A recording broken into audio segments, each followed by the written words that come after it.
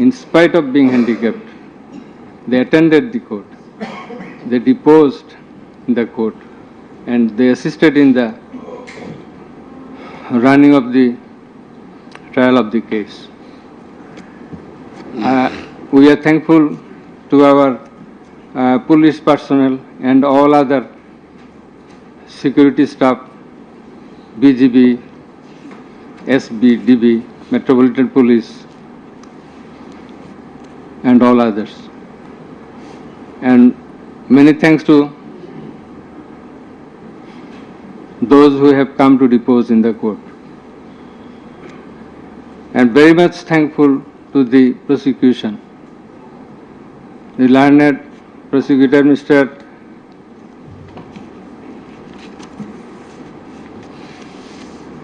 Mizanul Islam, Mr. Ghazi Manoarul Hussain, they played a substantial part in the trial. And I will mention the other names of the prosecutors who have also contributed to some extent from time to time during the proceeding of this case. And they are Mr. Sultan Mahmud, Mr.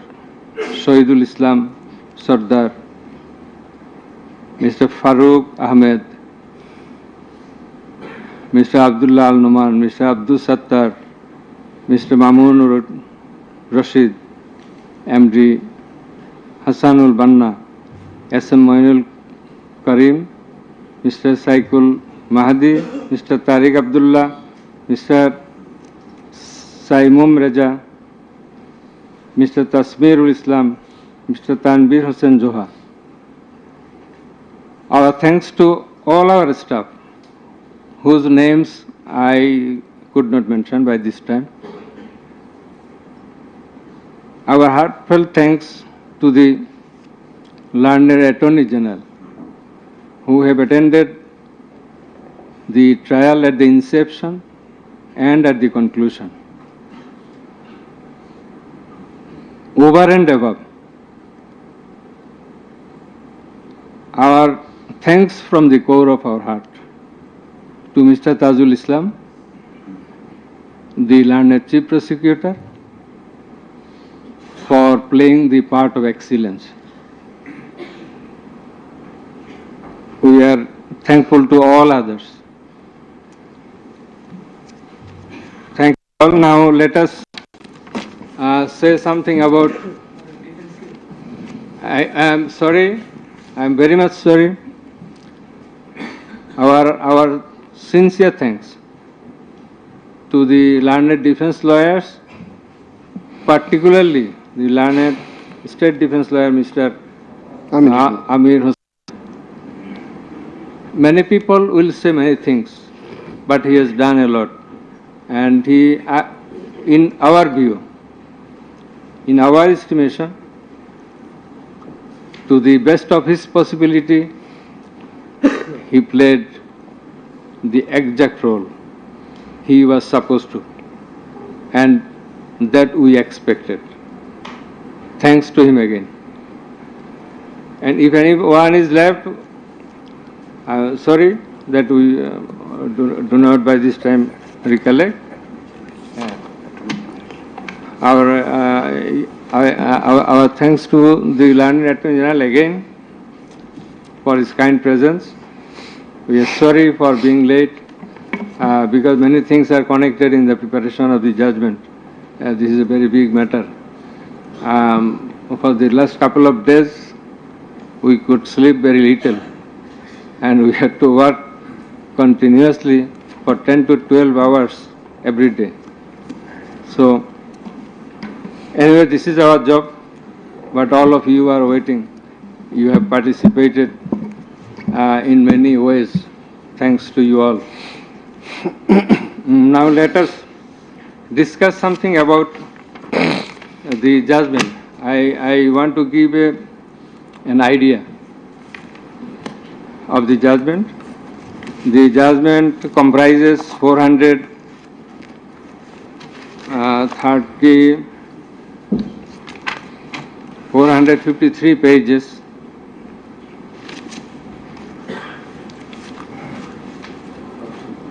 and it consists of 6 parts.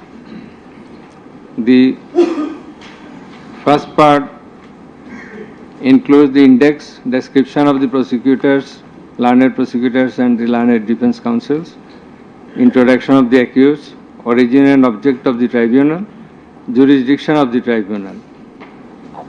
Article 7 of the Rome Statute, which is the basis of trial of our tribunal. Elements of the crime against humanity. We are trying the offense, we are holding trial of the crime against humanity. So, elements of crime against humanity, these are enunciated by the Rome Statute and being followed and exercised by the International Criminal Court and other international tribunals. We are also following the Rome Statute as well as our law, and particularly the elements as enshrined therein. And elements of superior command responsibility. In such cases, superior command responsibility is bulkily involved, and that's why we have to have regard to this aspect as well. And we have stated the standard of the tribunal. That is, we compare the standard of this tribunal with the standard of the other international tribunals as well as the International Criminal Court. And we have said about the trial procedure, Part 2, pre-trial proceedings, Part 3, prosecution story and defense case.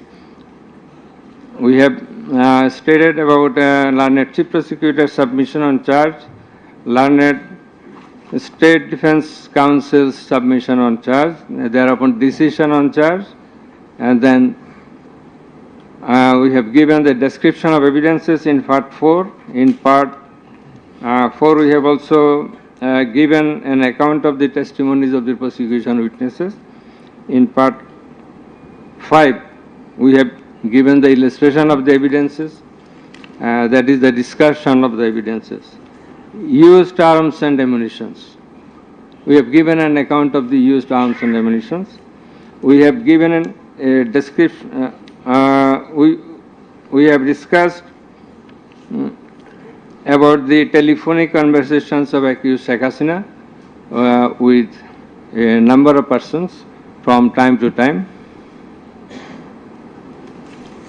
We have discussed and extracted the reports of daily newspapers concerning the issues of this case, reports of United Nations Human Rights Commission, reports of Adhikar, another Human Rights Commission, reports of Human Rights Watch,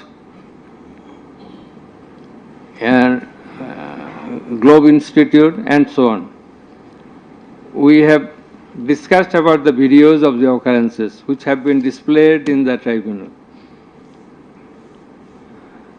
And we have described the extent of cruelty administered upon the victims who have died and who have been seriously injured and lost their vital organs of the body. And we have talked about seized alamots. We have given account of the murders, number of murders, in accordance with the Gazette notifications published by our government and in accordance with the reports of United Nations Human Rights Commission and other organizations.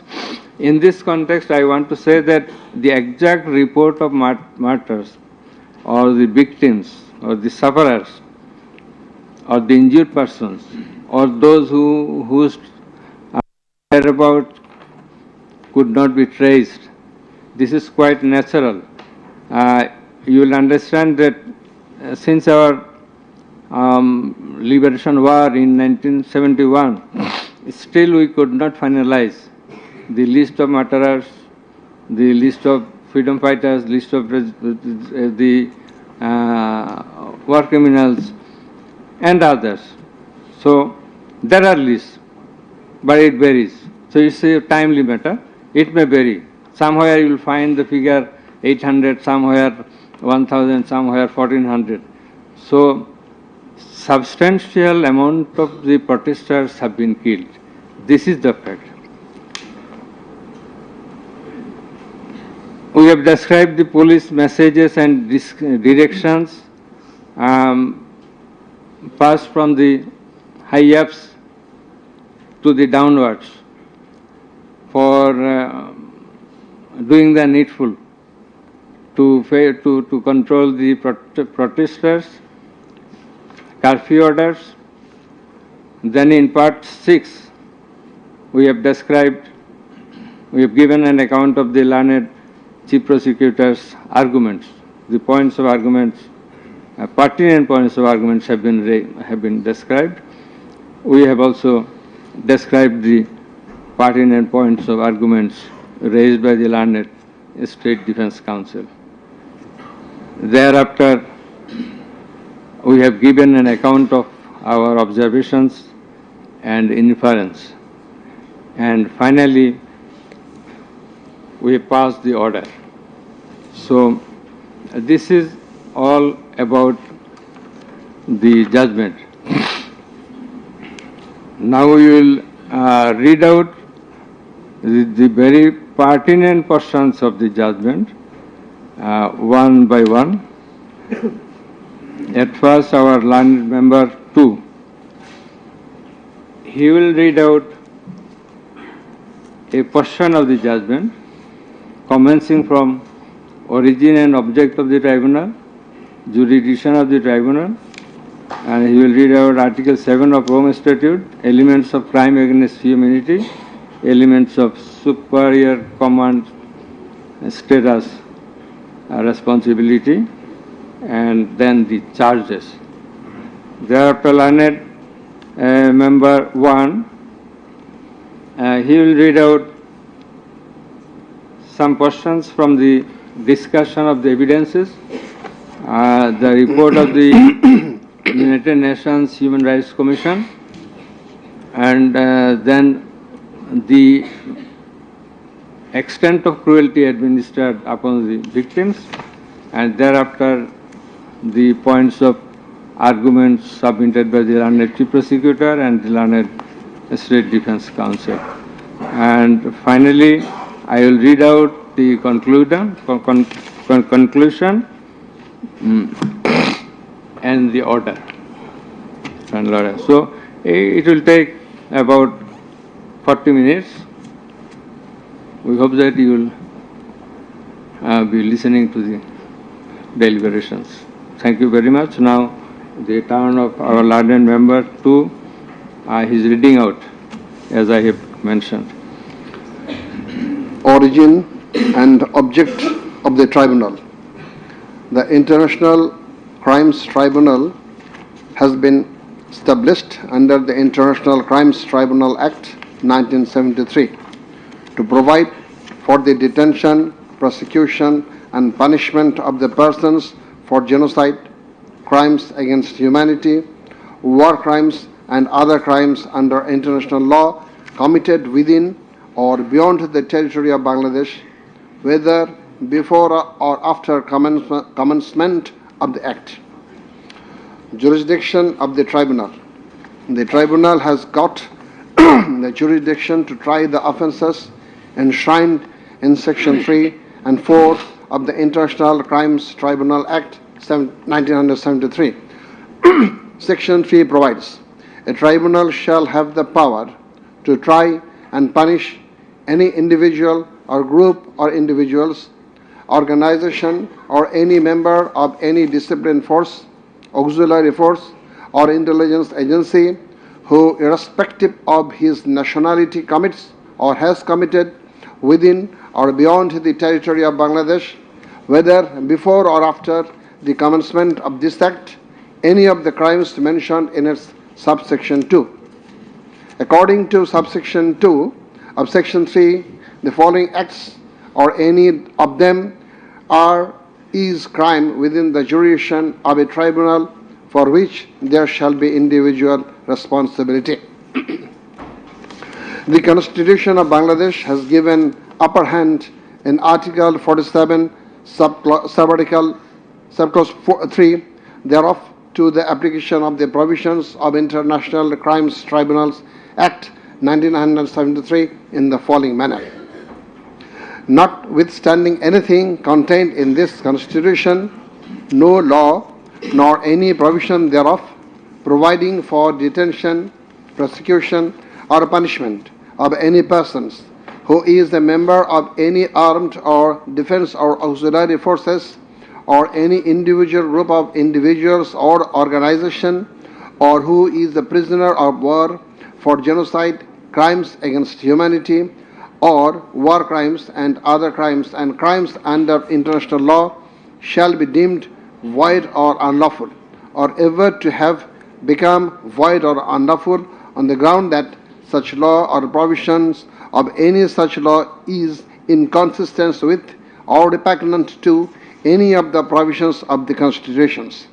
Crime against humanity, namely murder, extermination, enslavement, deportation, imprisonment, abduction, confinement, torture, rape, sexual exploitation, enforced disappearance, human trafficking, sexual slavery, enforced prostitution, forced pregnancy, enforced sterilization or other inhuman acts when committed as part of a widespread or systematic attack direct against any civilian population with knowledge of the attack, or persecutions on political, racial, ethnic or religious grounds, whether or not in violation of the domestic law of the country were perpetrated. Section 4 provides as follows. Any individual or groups of individuals or any member of any disciplined force, auxiliary force or intelligence agency who commits a crime within the jurisdiction of the tribunal shall be responsible and liable for a punishment. Any commander, superior officer or leader who orders, permits, acquiesces, incites or participates in the commission of any of the crimes specified in Section 3 or is connected with any plans or activities involving the commissions of such crimes, or who fails or omits to discharge his duty to maintain a discipline or to control or supervise the actions of the persons under his command or his subordinates, whereby such persons or subordinates or any of them commit any such crimes, or who fails to take necessary measure to prevent the commission of such crimes.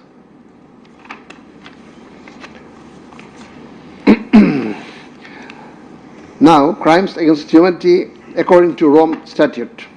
For the purpose of this statute, crime against humanity means any of the following acts when committed as part of a widespread or systematic attack directed against any civilian population with the knowledge of the attack. A. Murder. I am reading the relevant ones. Murder, torture, other inhuman acts of a similar character intentionally causing great suffering or serious injury to body or to mental or physical health. The core offense in the instant case is the crime against humanity. Thus, we have to see what elements are required to constitute this crime. In Section 4 of the Act, there must be an attack. B. The attack must be widespread or systematic. C. The attack must be targeted a civilian population. D. The attack must be within the knowledge of the superior, or the superior should have known of the attack in order to hold him or her liable for the crime. The superior must have been in the control over the concerned subordinates. Elements of superior command responsibility. From the jurisprudence and eminent from the international crimes tribunals, it is generally agreed that 4 elements must be proven for a person to be held responsible as superior. The elements are: 1. An international crimes must have been perpetrated by someone other than the accused. 2.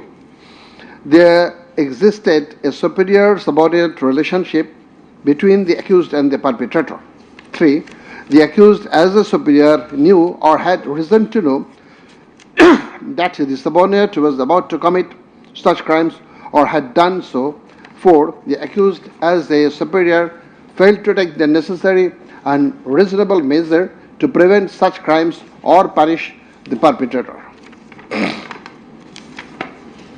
Section 4, subsection 2 of the International Crimes Tribunal Act provides that any commander or superior officer who orders, permits, acquiesces, or participates in the commission of any of the crimes specified in Section 3 or is connected with any plans and activities involving the commission of such crimes, or who fails or omits to discharge his duty to maintain discipline or to control or supervise the actions of the persons under his command or his subordinates, whereby such persons or subordinates or any of them commit any such crime, who fails to take necessary measures to prevent the commission of such crime is guilty of such crimes. Now, I am going to read the charges. On the point of the jurisdiction of this tribunal raised by the learned State Defence Counsel, it may be noted that there is no scope in law to raise such question, since question of jurisdiction of the tribunal is barred by Section 24 of the International Crimes Tribunal Act. Regarding the allegations against the accused, he merely made flat denials thereto without showing anything subsistence contrary to the acts complained of. On the other hand, on perusal of the formal charges and the documents submitted therewith, and also in consideration of the submission of the learned Chief Prosecutor and the learned State Defence Counsel, it has been made to appear to us that there are sufficient grounds for framing charges against the accused under Section 3, subsection 2, read with Section 4 of the Act. On hearing both sides, 5 charges were framed against accused Sheikh Hasina individually, and separate 5 charges were framed against accused Asaduzzaman Khan Kamal and Chaudhry Abdullah Al Mamun jointly. But on scrutiny of the documents and examination of the witnesses of the tribunal deems to condign to reshape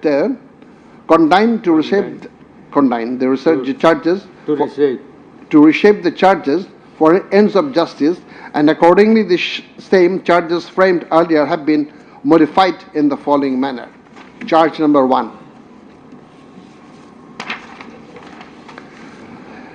Incitement in order to attack and kill protesting students of Dhaka University and other academic institutions of the country, and also failure to take preventive and punitive measures, and thus killing hundreds and severely injuring thousands of protesters.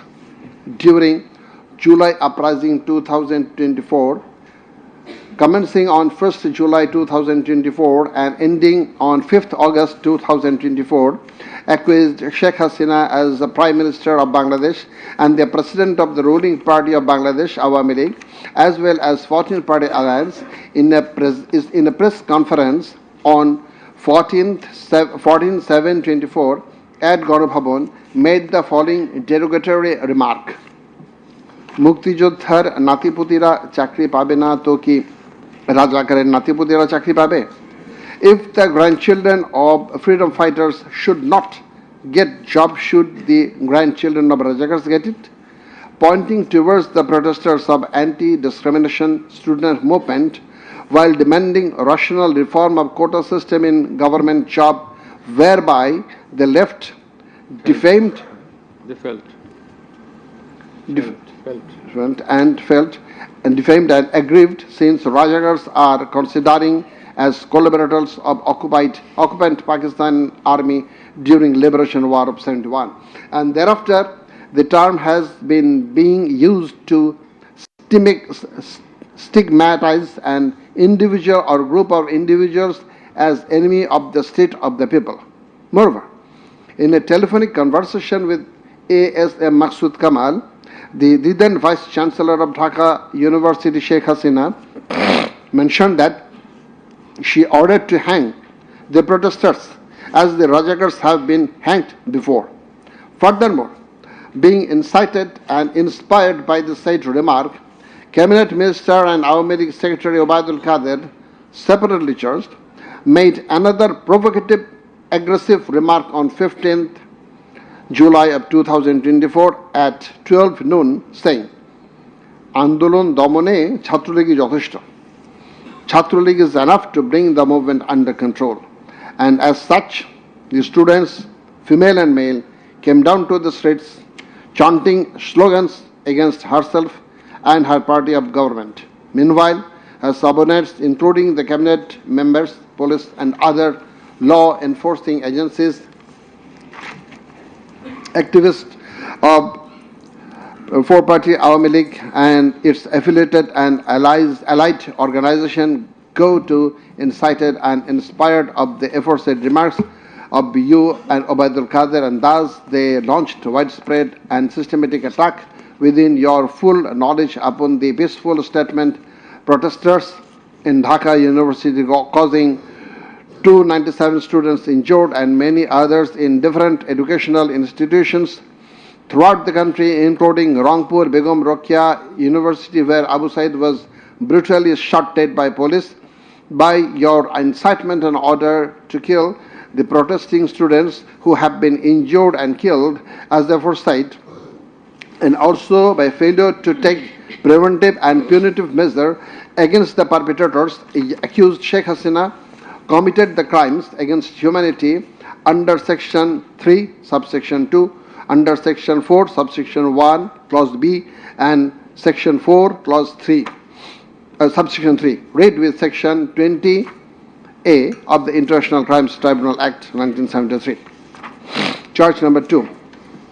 Order to use lethal weapon, drones and helicopters to kill the protesters and execution of the order. During the July uprising 2024, accused Sheikh Hasina held a conversation over telephone with Dr. ASM Maksud Kamal, the then Vice Chancellor of Dhaka University, from Ganabhavan on 14th July 2024 at about 11 p.m., wherein she mentioned that she already ordered to kill the protesters like the Rajakars who have been hanged before. Again on July 18th, Sheikh Hasina conversed over telephone with Sheikh Fazlanur Taposh, the then Mayor of Dhaka South City Corporation, mentioning that she had already given direction to the law enforcement agencies to use helicopter and lethal weapons to kill and eliminate the peaceful, unarmed civilian protesters, and also ordered them to use drones to locate the protesters. She also told him that she passed orders to arrest and protesters across the country.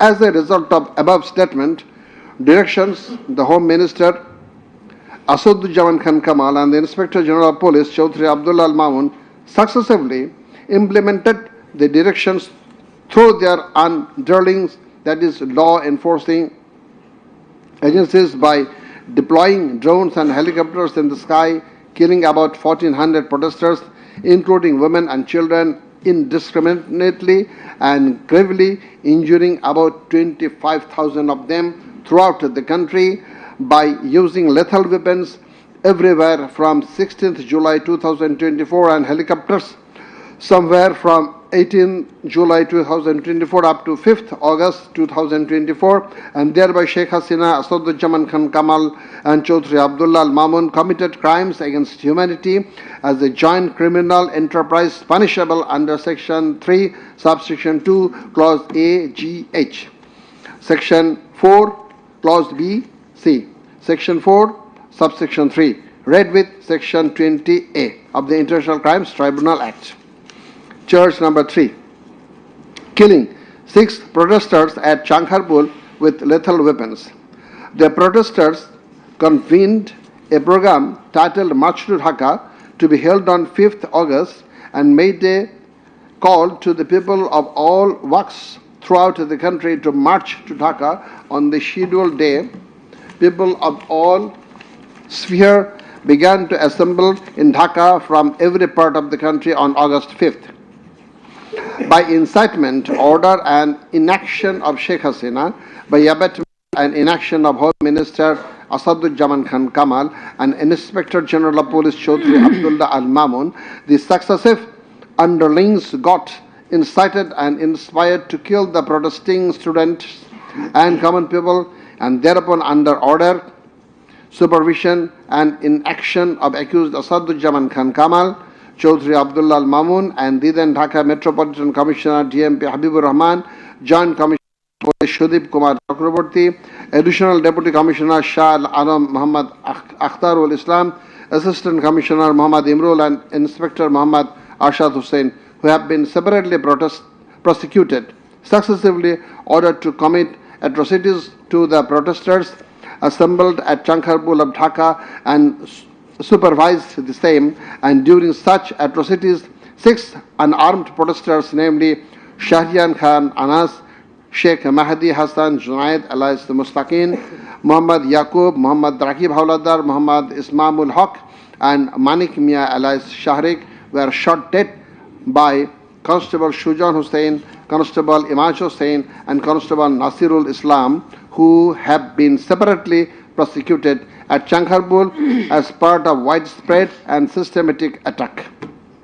The aforesaid killings took place pursuant to the order of Prime Minister Sheikh Hasina, within her full knowledge and under successive order, supervision and within the knowledge of Home Minister Asaduzzaman Khan Kamal and Inspector General of Police Chaudhry Abdullah Al Mamun, and by such killings they committed crimes against humanity as joint criminal enterprise by order, abetment and inaction to prevent and punish the perpetrators under Section 3, Subsection 2, read with of Tribunal Act 1973.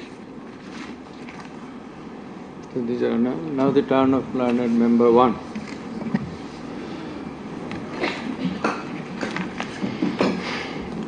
It transpires from the prosecution witnesses deposed in corroboration of the facts of incitement and order of accused Sheikh Hasina to deploy drones and helicopters and also to use lethal weapons to kill the protesters.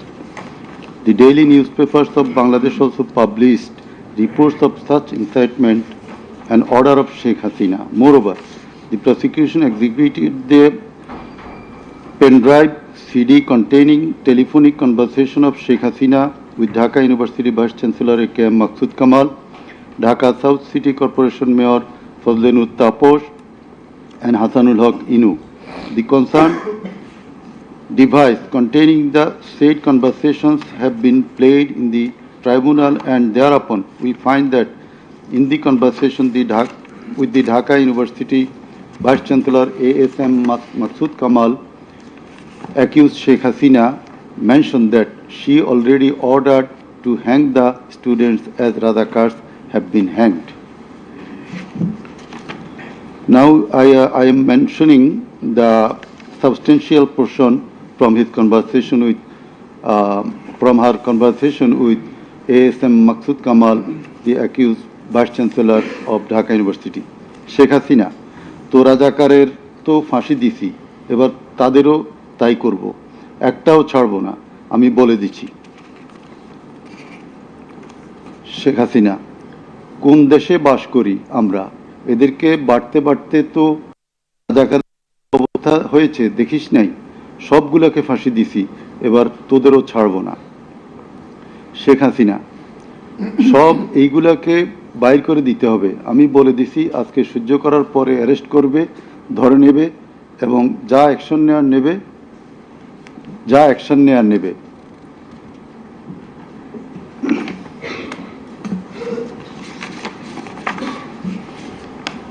Then it also appears from the conversation with Dhaka South City Corporation Mayor Fazlenur Taposh, accused Sheikh Hasina told him that she ordered to kill the protesting students by using helicopters and lethal weapons.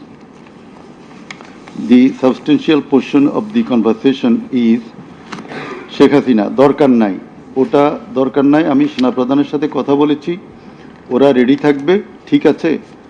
এখন তো আমরা অন্য করতেছি, drone দিয়ে ছবি নিচ্ছি আর হেলিকপ্টারে হচ্ছে মানে কয়েক জায়গায়।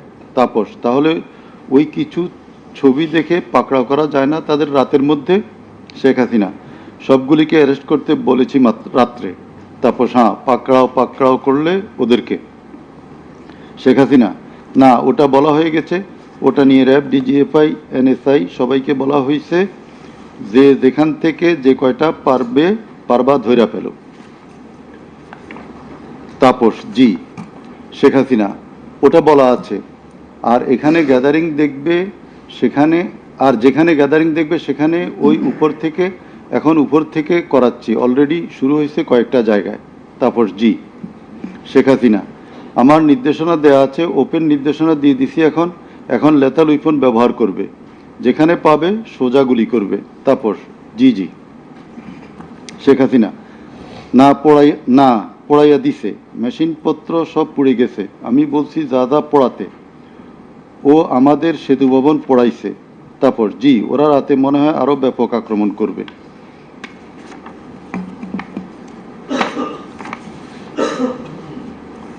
In the conversation with the Hasanul Haq Inu, accused Sheikh Hasina mention of bombing upon the protesters from the helicopter. The substantial portion, relevant portion from the conversation. Sheikh Hasina, না, আমি বলছি ক্যাজুয়ালিটির দরকার নাই, ওরা ব্যারিকেড নিয়ে আছে তো ঠিক আছে, আকাশ থেকে নামবে, তখন দুই পাশ দিয়ে ধরবে, মেসেজটা দিয়ে দিতে পারেন যে সেনা পাঠানো হচ্ছে আর হেলিকপ্টার দিয়ে সোজা বম্বিং করা হবে, র্যাবের হেলিকপ্টার দিয়ে উপর দিয়ে মারবে। হাসানুল হক ইনু, আপনি এই জামাত শিবিরের মেরুদণ্ডতা আবার ভেঙে দেন ঢাকা শহরে। শেখ হাসিনা, এক্কেবারে। শেখ হাসিনা, হ্যালো।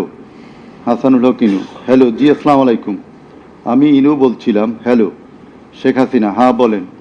আচ্ছা, আমি এটা স্ক্রলে দিয়ে দিতে বলছি যে তোমরা ছাত্ররা সব ঘরে ফেরো, গার্ডিয়ানদেরকে বলছি এইখানে কিন্তু জঙ্গি হামলা হয়েছে। হাসানুল হক ইনু, হ্যাঁ, এটা রাইট। শেখ হাসিনা, না, এটা আমাকে বেশ কিছু আন্তর্জাতিক পাইছি, তারা এটাকে জঙ্গি হামলা হিসাবে কনসিডার বলতেছে। হাসানুল হক ইনু, হ্যাঁ, জঙ্গি হামলাই হয়েছে, এই কার্ডটা খেলবো আমরা এখন। শেখ হাসিনা, না, কার্ড খেলা না, এটা আমি আগে করি নাই, কিন্তু আমাকে আন্তর্জাতিক সংস্থা থেকে মেসেজটা দিচ্ছে যে এটা জঙ্গি হামলা। হাসানুল হক ইনু, জঙ্গি সন্ত্রাসের মোকাবিলা করছে এখন সরকার। শেখ হাসিনা, তারা আমাকে এটাই বলছে যে এটা জঙ্গি হামলা, দিয়ে দিব পেপারে।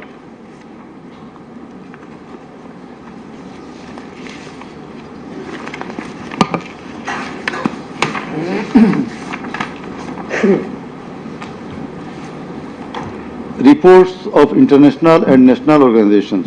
United Nations Human Rights Office held an investigation into July-August 2024 atrocities in Bangladesh and mentioned in its report that the following inhuman and unlawful acts were committed by protesters during the movement and reported as follows. Based on direct testimony from senior officials involved and other inside sources, OHCHR was able to establish that the integrated and systematic effort using the entire range of police, paramilitary, military and intelligence actors, as well as violent elements linked to the Awami League to commit serious violations and abuses occurred with the full knowledge, coordination and direction of the political leadership. The then Prime Minister and Home Affairs Minister led parallel efforts to coordinate the security and intelligence apparatus. Both received regular reports on the situation on the ground from multiple sources. According to senior official testimony, reports provided to the Prime Minister by senior officials on 21 July and in early August, specifically conveyed concern about excessive use of force. Both political leaders and the leadership of Bangladesh Police and the Army also carried out site visits that would have provided them direct personal knowledge of violations that had taken place or were ongoing. Furthermore, the political leadership issued direct orders and other directives authorizing and guiding operations by BGB, RAB, DGRI, the Bangladesh Police and its detective branch that involved serious violations of human rights against protesters and other civilians, including extrajudicial killings and arbitrary detention. Based on reported deaths complied by governmental and non-governmental sources in combination with other available evidence, OHCHR assesses that as many as 1,400 people could have been killed during the protests. The vast majority of whom were killed by military rifles and shotguns loaded with lethal metal pellets commonly used by Bangladesh's security forces. Thousands more suffered severe, often life-altering injuries. More than 11,700 people were arrested and detained, according to the information from the police and RAB provided to OHCHR. Government attempted to intimidate and delegitimate the student protest movement, mobilized of Satruli police and paramilitary forces, materialize of policing in Bangladesh, incited violence by armed Awami League and activists on and around university premises, conducted coordinated attacks by armed Awami League supporters and the police, use of force violations by police, RAB and BGB, including extrajudicial killing, like killing Abu Said of Begum Ruqayya University, Rangpur, 16 July, made systematic, indiscriminate use of shotguns loaded with lethal ammunition, suppressed peaceful assembly at Dhaka University on 17 July. Police, RAB and BGB extrajudicially killed protesters in Uttara on 18 July.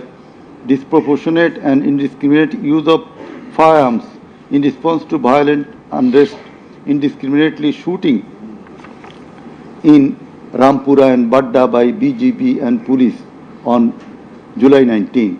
Violently cleared the Dhaka-Chattogram highway in Jatrabari on between 16 to 21 July. Extrajudicial killings to suppress the march to Dhaka on August 5 involved the army, who shot at protesters at Jamuna Future Park on 5th August 2024, used helicopter to intimidate and deploy possibly unlawful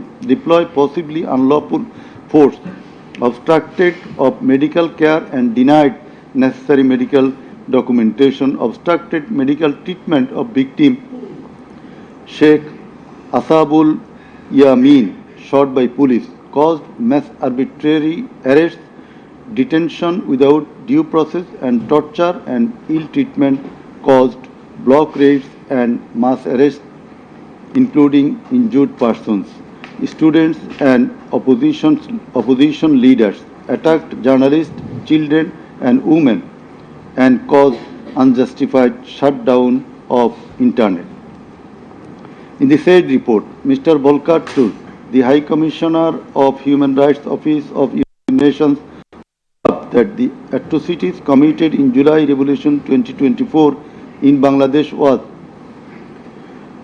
preconcerted and systematic in order to remaining in power. There are cogent grounds to believe that hundreds of extrajudicial killings, arrests, detention and torture were carried out by the political leaders and the highest law enforcing authorities within their knowledge and under their direction and supervision as strategy to suppress the movement, whereby human rights have been seriously violated and thus international crimes have been committed.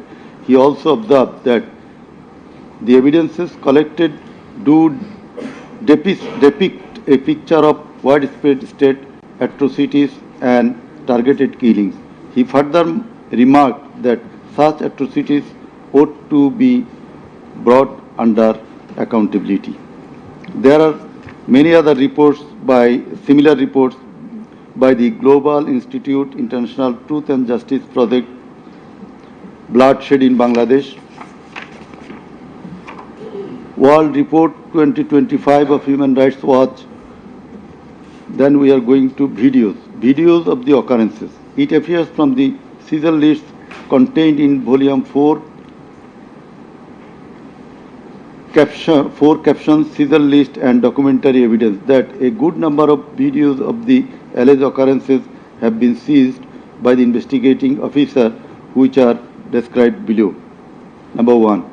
A video of 1 hour 23 minutes and 5 seconds showing a press conference dated 14 July 2024 of accused Sheikh Hasina after her return from China, in which she, in answer to a question of one journalist, angrily remarked, pointing towards the protesting students, মুক্তিযুদ্ধের বিরুদ্ধে আর মুক্তিযোদ্ধার বিরুদ্ধে এত ক্ষোভ কেন?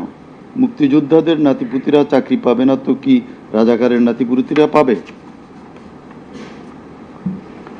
Number 2, a video of 35 seconds dated 15 July 2024 showing protest of the agitated students of Dhaka University at midnight against the remark of Sheikh Hasina made in the press conference dated 14 July 2024 pointing towards the protesting students.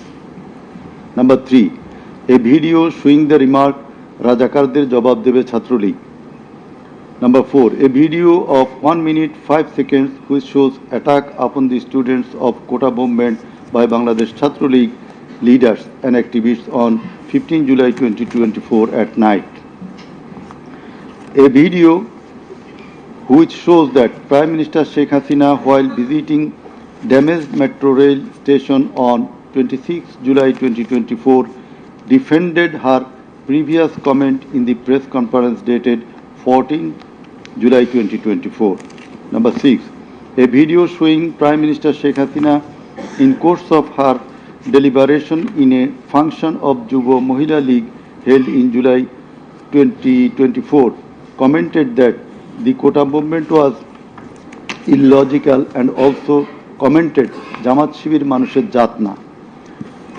Number 7, a video showing some adverse remark of Sheikh Hasina against the female students of Ruqya Hall of Dhaka University meeting at her office on 15 July 2024. A video showing how Sheikh Hasina asked Delhi to attack Dhaka. A video shows the scenario of how protesting student Mugdho was shot dead in the July movement. This video was broadcast by YouTube channel named Narrative Bangladesh on 19 April 2025. A video which shows the scene of shooting a young person named Ridoy by police in the July movement.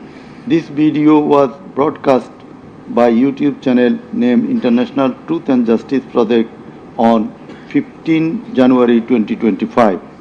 A video named Jatrabari Evidence of a Massacre Bangla showing the scenarios of killing and torturing some participants of the movement. This video was broadcast by International Truth and Justice Project YouTube channel on 14 January 2025. A video showing the scene of carrying bullet-stricken young man named Nafiz at Farmgate of Dhaka. This video was broadcasted in Jamuna TV YouTube channel on 14 August 2024. A video showing how movement participant Khokon Chandra Burman was injured with gunshot in his face. It appears that the whole face including mouth nose and eyes of Khokun Chandra Burman have been completely disfigured. This victim deposed in the tribunal as PW number 1. A video titled নির্মম 19 জুলাই শতাধিক লাশ হাজারো গুলিবিদ্ধ রক্তের জন্য হাহাকার DMC 19. A video titled RAB helicopter attacked Kota Andolan 2024 showing operation upon the protesters from RAB helicopters at different parts of Dhaka in July 2024. A video showing how protester Imam Hassan Taim Bhuiya was shot dead at Jatrabari, Dhaka. 4 videos in a pen drive showing the passing of order by DMP Commissioner Habibur Rahman to the subordinate asking them to shoot the protesters below waist. A number of videos showing shooting upon the protesting people from helicopter. A video showing the scene of burning the dead bodies of protesting students and common people by police at Ashulia, Dhaka on 4th August 2025 during the July movement. A video showing the scene of Abu Said, a coordinator of July movement 24, being shot multiple times by police at a close range with lethal weapon. A video showing the scene of a dead body of protester Asabul Yamin being thrown from APC armed personnel carrier by police. A video which showing the accused Home Minister Asaduzzaman Khan Kamal defending the use of lethal weapon by police. Extent of cruelty. It transpires from the evidences that cruelty of the extreme level was administered upon the dead and injured protesters. Police and activists of Awami League, Chhatra League and Jubo League blocked the entrance and exit of ambulances carrying the injuring protesters. Hospitals were asked not to give admission to the injured protesters.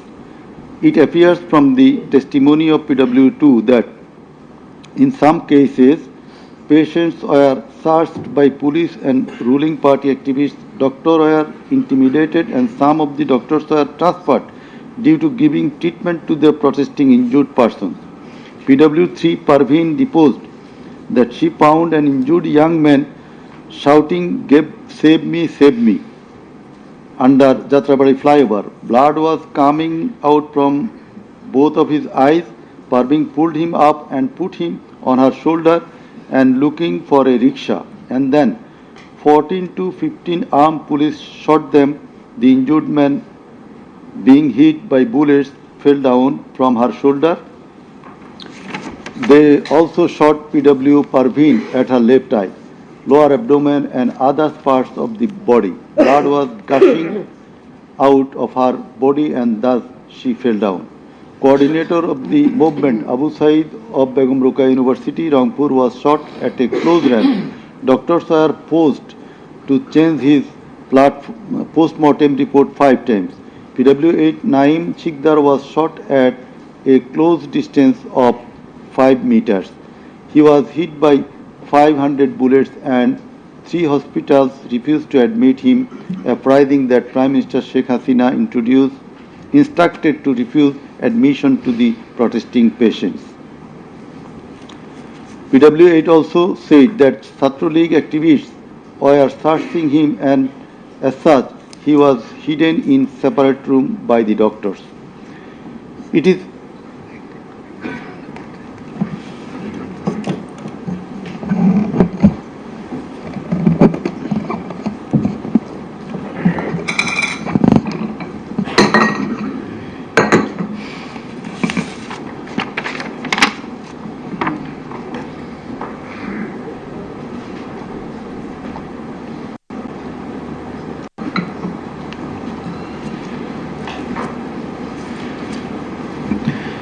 It is revealed from the evidence of PW9 Shahina Begum that police burned the dead body of her son along with some other dead bodies in Ashulia of Dhaka.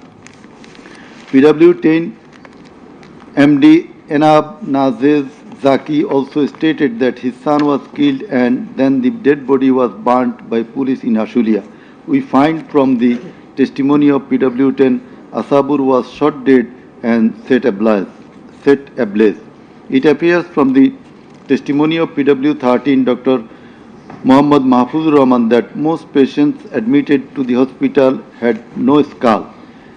The detective branch members had forbidden the doctors not to be serious in the treatment of the protesting patients, and also that they had been instructed from the higher authorities not to release the protester patients admitted there. The patients were mostly aged 13 to 30 years. The DB also asked the doctors not to admit any more patients injured in the movement. This witness also said that in order to hide the injured patients from the sight of DB personnel, the doctors adopted some tactic like changing the names of the patients and the type of injury in the admission register and recording road accident or other reasons instead of bullet wounds.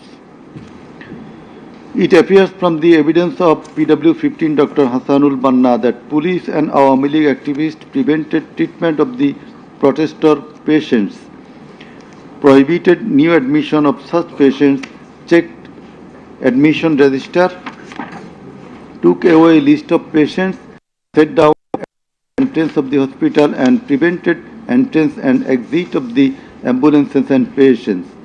This witness also said that one patient named Mustaqin Billah was admitted through an alternative entrance. To save the protester patients, the doctors had to change the name of the patients and particular of their problems, remove them from the general ward to the post-operative ward, ICU special cabin. He added that treatment was given to such patients at risk of life of the doctors.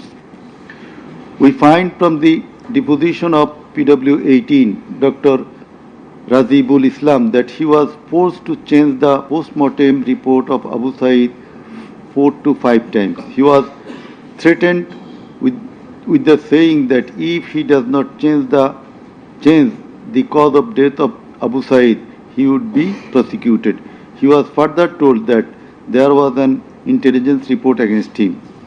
PW19 Shariful Islam was injured in the bombardment in Kustia. 62 pellets were removed from his body and 500 more still in his body. It is revealed from the evidence of PW21 Dr. Zakia Sultana that on 18 July 2024 they received 200 patients aged about 14 to 25 years with bullet injuries.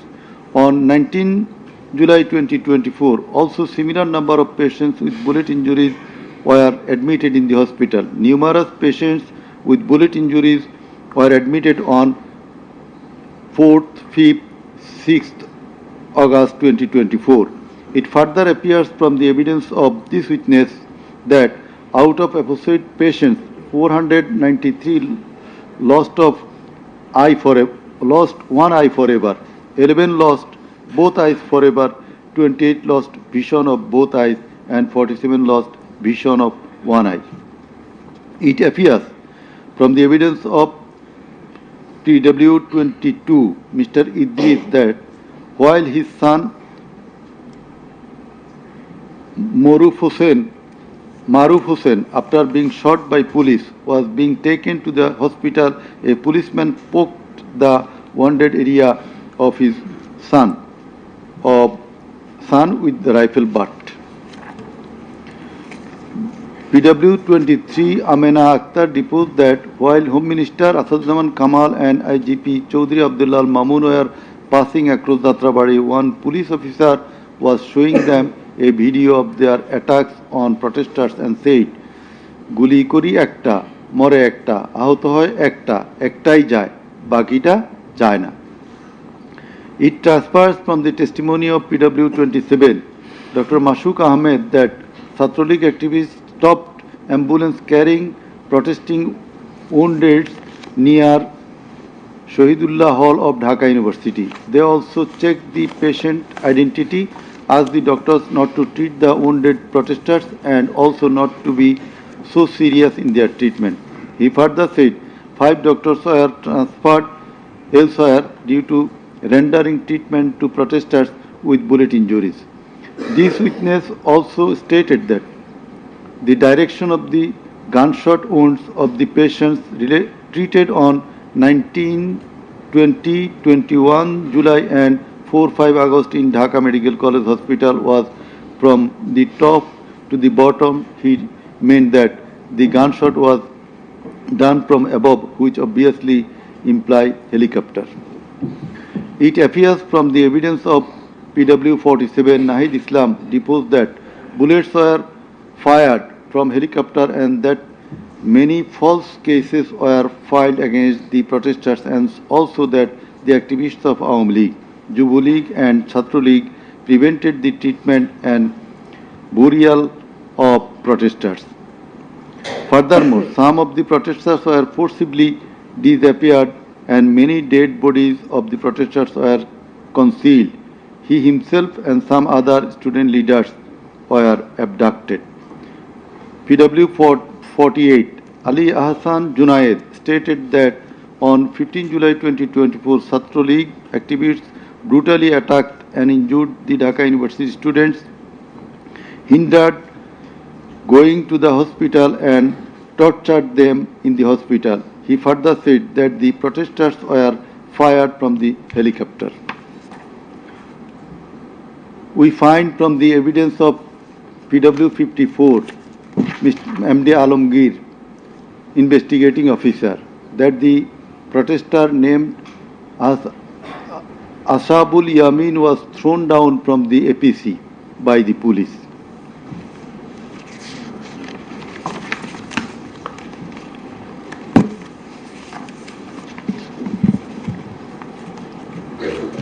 Summing up by the learned Chief Prosecutor. The learned Chief Prosecutor advanced argument on conclusion of the testimonies of the prosecution witnesses. He submitted that the instant case is an unprecedented and unexceptional one in the history of this subcontinent. After achieving independence in 1971, the people of the country had a great expectation and belief that all sorts of suffering, poverty, tyranny and high-handedness of the government and the mighty quarters would come to an end and people would enjoy liberty, happiness and all fundamental rights, but all these have been doomed to ashes. The learned prosecutor dubbed the ruling party Awami League as fascist ab initio. From the very inception of independent Bangladesh, the Awami League government concentrated to perpetuate its power by way of exploitation, torture, killing, abduction, denial of democracy and fundamental rights of the people, freedom of press and speech, as well as social justice, and thereupon established dictatorship by forming Bhakshal. The then Awami League government, led by Sheikh Mujibur Rahman, planned in connivance with a neighboring country to weaken and abolish our glorious army and thus formed Rakhi Bahini, an armed organized parallel to the army. In the like way, after coming to the power in 2008, accused Sheikh Hasina's government committed the same acts like torture, abduction, killing, false prosecution, imprisoning, confinement, enforced disappearances, so dominated judiciary, restricted the freedom of press and freedom of speech. Sheikh Hasina oppressed the critics, writers, journalists, members of civil societies, lawyers and judges, and ousted many of them from the country. The then Chief Justice Sheikh S.K. Sinha, eminent writer and journalist as well as historian Mahmudur Rahman, politician and journalist Pinaki Bhattacharya, Shafiq Rahman, Ilyas Hussain, Kanak Sarwar, Mushfiqul Fazl Ansari, Oliullah Numan, Shahed Alam, Jawad Nirjor, Tasneem Khalil, Julkarnain Shaer, Barrister Abdul Razzaq were driven out of the country for speaking the truth and criticizing the government's misrule, oppression and loopholes. In 2008, with Sheikh Hasina's conspiracy as that of her father, 57 senior army officers, while an deputation in Bangladesh Border Guard, that is BGB, were killed in an official congregation of Pilkhana BGB headquarters by the Awami League leaders and loyal army officers. Thereafter, no action was taken against those killers. In 2013, the law enforcers and the ruling party activists killed hundreds of innocent young and underage madrasa students in a congregation arranged by Islamic organization Hifazat-e-Islam at Shapla Chattor, Dhaka, without any cogent reasons, and thereafter no action was taken against the killers. For perpetuating her power, accused Sheikh Hasina politicized judiciary, army, law enforcing agencies, bureaucracies and all other departments and made them subservient of herself and her government.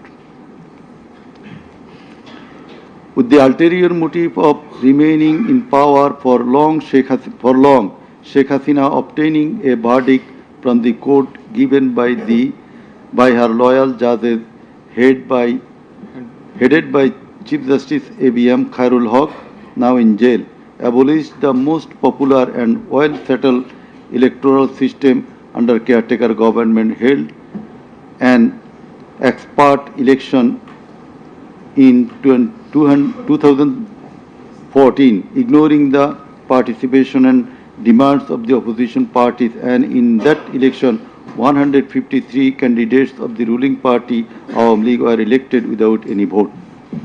Again, a farcical election was held in 2018, in which ballot boxes were filled up in the night preceding the day of election, without carrying the demands of the opposition parties for holding election by a caretaker government for the sake of security, fairness and transparency. Accused Sheikh Hasina held another farcical ex-party election known as dummy election in January 2024 without allowing the political parties to participate. In 2024, the students launched a movement claiming reformation in the quota system in government jobs. They particularly demanded reduction of quota to 5% from 56%. Instead of fulfilling the demand of the students or speaking with them on the issue, Sheikh Hasina, in a press conference on 14 July 2024, made a derogatory comment pointing towards the students of quota movement, saying, "Mukti Juddhar nati putira chakri pabe na to ki Rajakarer nati putira chakri pabe." Whereupon the student of Dhaka University got extremely agitated and assembled at Raju Bhaskurjo in front of TSC of Dhaka University, where they protested against Sheikh Hasina's humiliating comment and demanded her apology. Meanwhile, Awami League Secretary and Cabinet Minister Obaidul Qadir and Chhatra League Yuva League leaders stated in their party meeting that Chhatra League was enough to control the protesting students, and thus the agitation spread out in all other educational institutes throughout the country.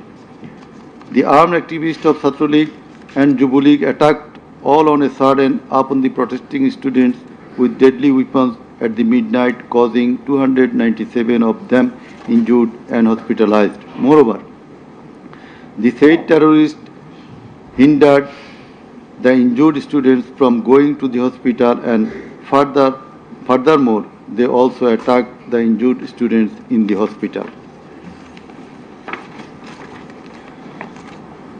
From 16 July 2024, the Chhatra League and Yuva League terrorists along with the law enforcers killed and injured many students at various parts of the country. On 16 July 2024, as part of the widespread and systematic attack, student Abu Said of Rangpur Begum Ruqayya University was repeatedly shot at a close range by police, causing his death and also injured many protesting students.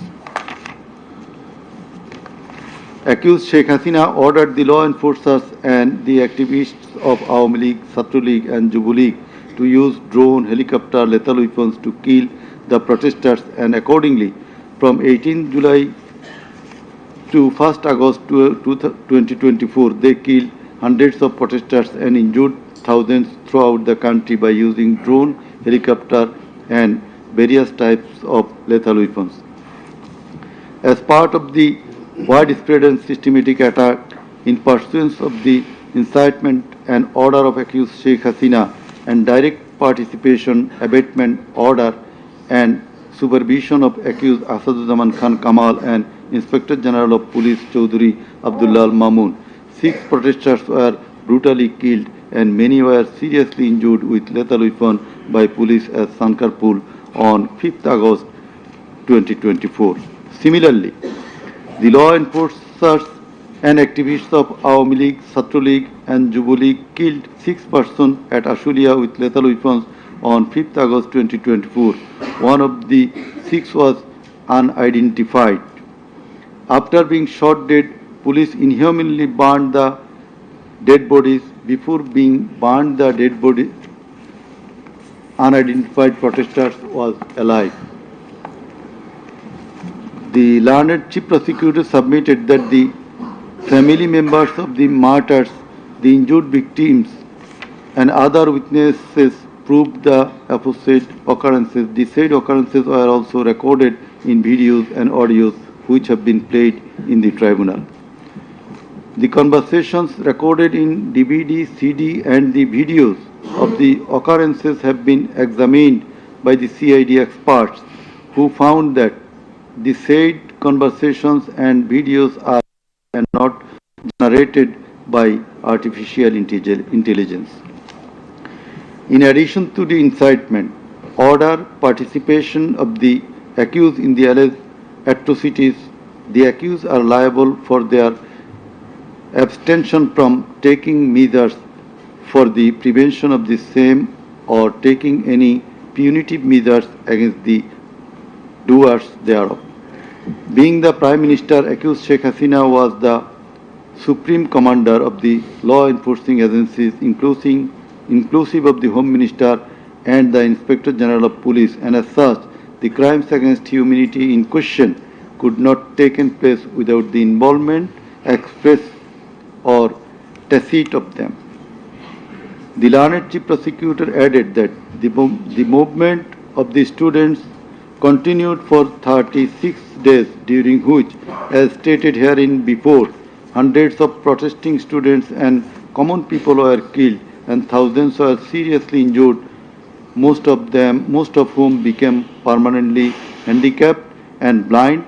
But accused Prime Minister Sheikh Hasina and the other accused and none of the government authorities or the leaders of the ruling party Awami League expressed concern or remorse for such atrocities so far.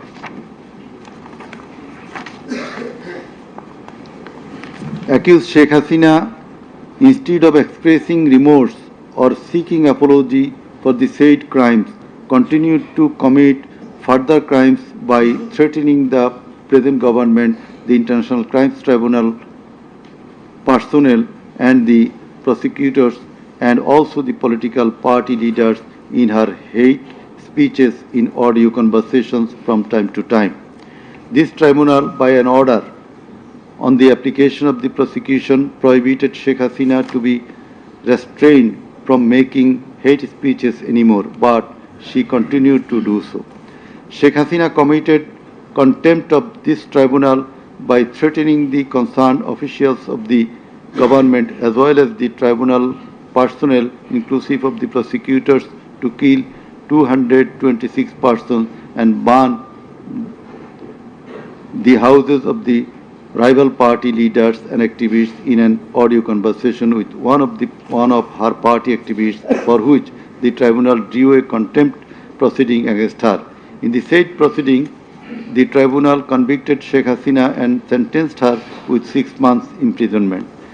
The accused committed crimes against humanity jointly by their incitement, order, abatement, participation and inaction, which come within the purview of joint criminal enterprise and superior command responsibility. The authorities in question were widespread and systematic and was atrocities. The atrocities in question were widespread and systematic, and it was directed against the civilian population.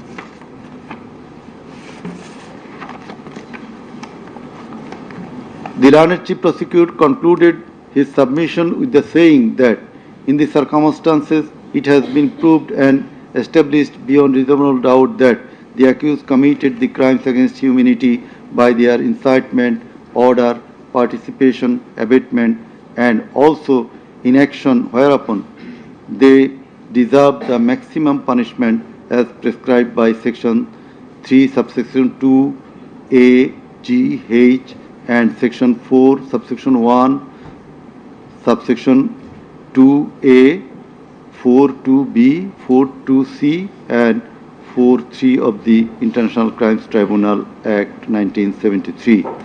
He added that the evidences against the accused are so strong and adequate that if they are tried in any other court or tribunal in the world, they would be awarded the maximum punishment. It may be noted here that the learned prosecutor Mr. Sheikh Mahdi assisted the chief prosecutor by referring a number of decisions of different international tribunals. In the summing up session, the learned Attorney General of Bangladesh appeared and shared the concluding submission. In his submission, the learned Attorney General referred to the conviction and sentence of many of the heads of government and states in the world for their commission of crimes against humanity, and thereupon he asked for awarding maximum punishment to the accused of the instant case so that no other Prime Minister or the head of state recur such atrocities in the days to come. Summing up by the learned State Defence, Mr. Amir Hussain, the learned State Defence Counsel, argued that accused Sheikh Hasina and Asaduzzaman Kamal are quite innocent. The accused did not incite or order or participate or abet the commission of the crimes against humanity in question.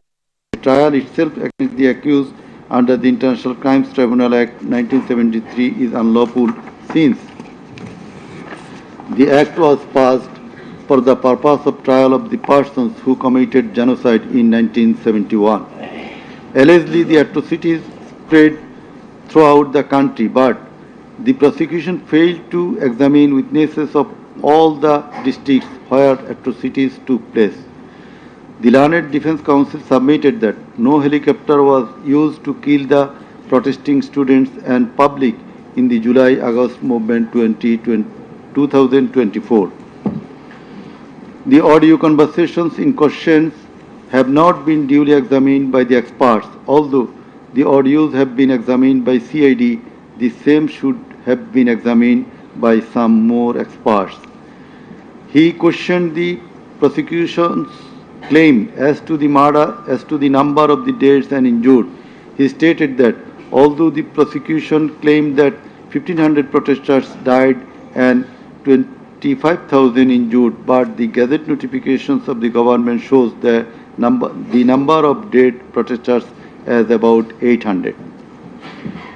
He emphatically asserted that accused Sheikh Hasina did neither incite nor order nor take part in the alleged atrocities or crimes against humanity. Mr. Amir Hussain vehemently opposed the words of the learned Chief Prosecutor terming Sheikh Hasina and Asaduzzaman Kamal as fascist. He also opposed the assertion of the learned Chief Prosecutor that Sheikh Hasina fled to Delhi due to the commission of the crimes against humanity by the wave of the mass movement.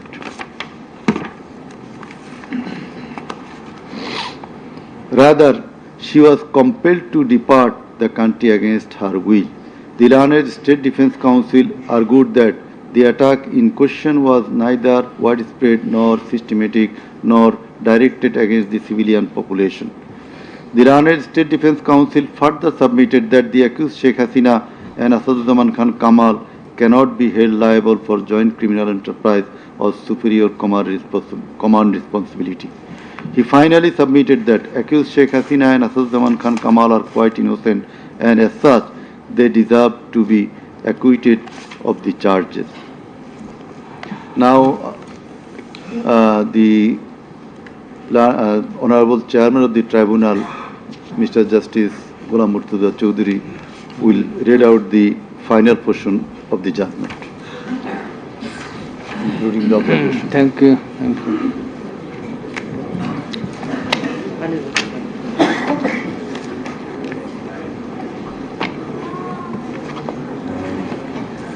I will start with some matters of judicial notice.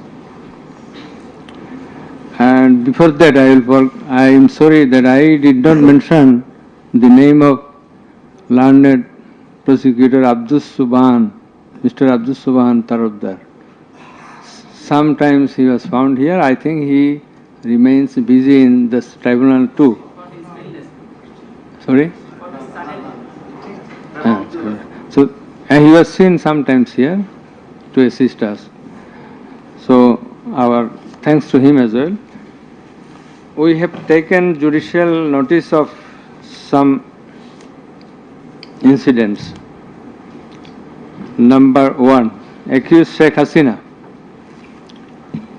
started making contemptuous and hate speeches in the social media subsequent to the July movement 2024, whereupon she was ordered by this tribunal to be restrained from such speeches of contempt and hatred. Secondly, in a telephonic conversation with a party activist named Mr. Shakil, accused Sheikh Hasina, infringing tribunal's order, made some hateful and contemptuous remarks, asking said activist Shakil to kill 226 persons, as 226 cases have been filed against her, and to burn the houses of the rival people, whereupon this tribunal convicted her for contempt of the tribunal and sentenced her to 6 months imprisonment. Another one, the tribunal has further noticed one of her interviews published in the Daily Star a few days ago.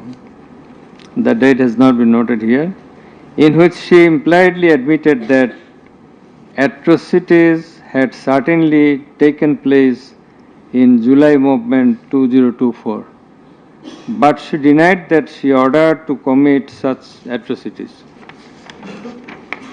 It has further been noticed by the tribunal that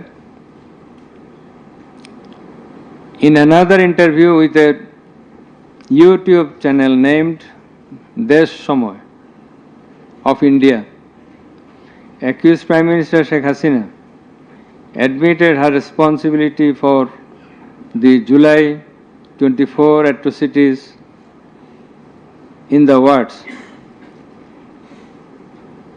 within quotation, as the leader of the country, I assume ultimate leadership responsibility.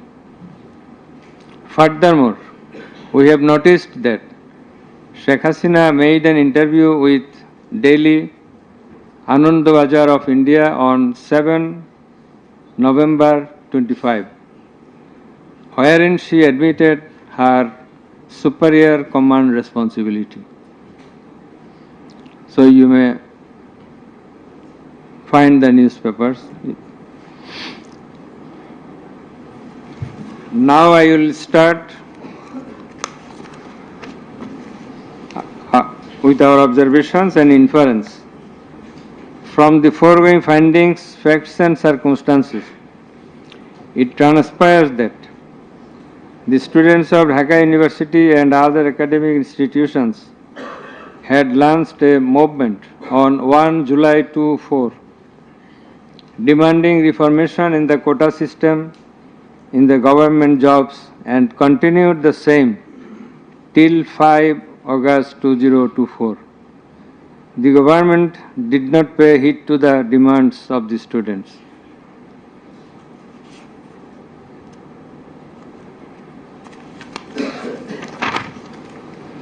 Instead of listening to the students and fulfilling their demands, the then Prime Minister, accused Sheikh Hasina, undermined the movement and made a derogatory remark pointing towards the students, terming them Rajakars.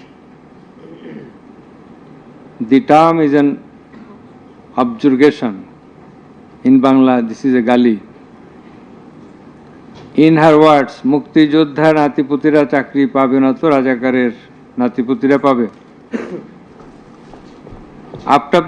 As the aftermath of aforesaid objurgation and the derogatory remark of accused Sheikh Hasina, the students, including female students who were at the forefront of Dhaka University, burst into a rage and assembled at the Raju Bhaskarya in front of TSC of Dhaka University and vehemently protested against the said objurgation and defamatory words of Sheikh Hasina, and also demanded her apology and withdrawal of the said words.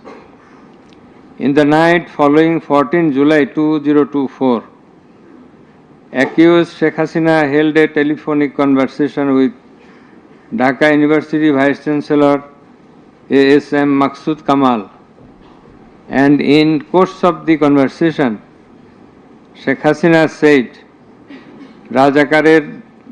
রাজাকারদের তো ফাঁসি দিয়েছি, এবার তোদেরও তাই করব, একটাও ছাড়ব না, আমি বলে দিচ্ছি। Rajakars have been hanged, now they also will be hanged, none will be spared. I have already ordered. This is the translation. She again said, রাজাকারদের কি অবস্থা হয়েছে দেখিস নাই, সবগুলোকে ফাঁসি দিছি, এইবার তোদেরও ছাড়ব না। In the said conversation, Sheikh Hasina further said, আমি বলে দিচ্ছি আজকে সহ্য করার পর অ্যারেস্ট করবে, ধরে নেবে এবং যা অ্যাকশন নেওয়া নেবে। And it is crystal clear that Sheikh Hasina expressed her incitement to the activists of her party Awami League and affiliates,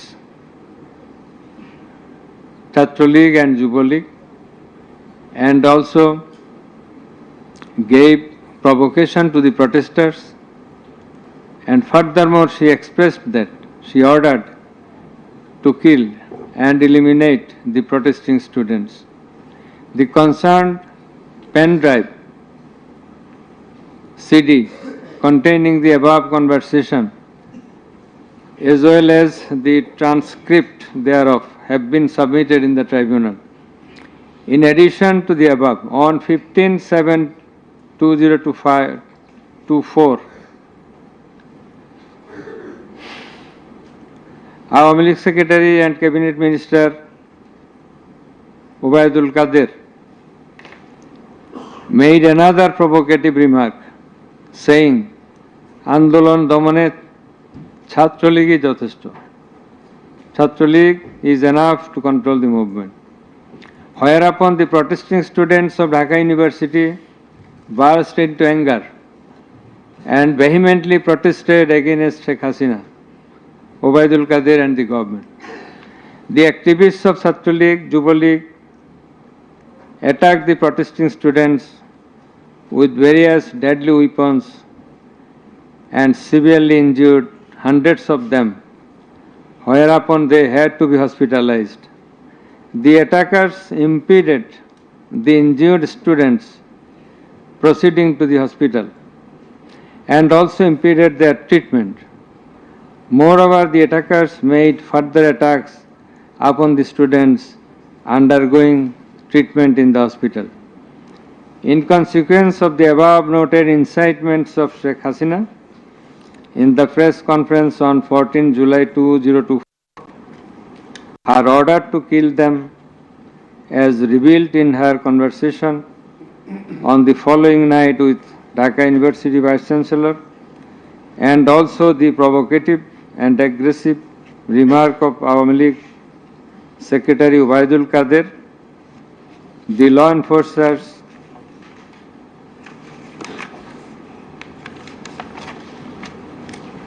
and activists of Chhatraleague and Yuva League attacked the protesting students at Dhaka University throughout the country, inclusive of Rangpur, Begum Rokeya University.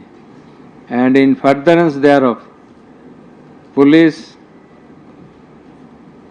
shot Begum Rokeya University student Abu Said repeatedly at a close range, whereupon he succumbed to the gunshots.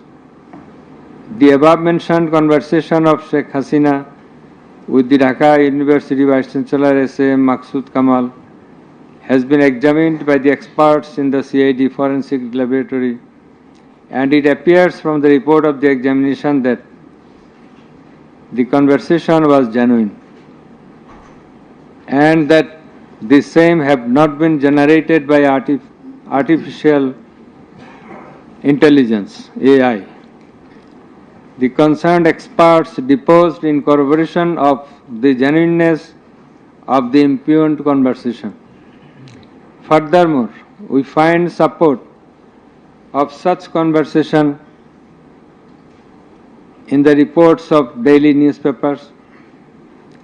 In addition to the above, the concerned CD, pen drive containing the conversations has been played in the courtroom in course of the proceeding, and thereupon the conversation seemed to be genuine.